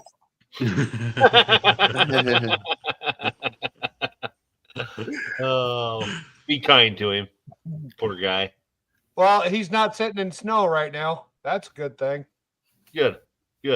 I like him. So does your wife, obviously. Yeah. She does. She thought it was funny. She thought it was cute. She's like, oh, those are some nice guys. Well, All right. Anybody else got anything last to add before we get out of here? Thank Happy you, Easter. everybody. Happy Easter. and we appreciate everybody that joined us tonight. We really do. We like these discussions. Great show, guys. Appreciate everybody being on. And if you like Thanks for Thomas taking and the time. Neil, they'll be with us every month now. All right. Very good. All right, guys. So we're going to call it a night. Stick around for a minute, guys. Don't go anywhere, okay? All right. Good All work. right, Dan, have a great night. And everybody else. All right, Good night. guys. Happy We'll see Easter. you later. Happy you. Easter. Later, guys. We want to thank everybody for stopping by the show tonight. And remember, it's the third Saturday of every month that we all gather and are on the show. See you later, guys.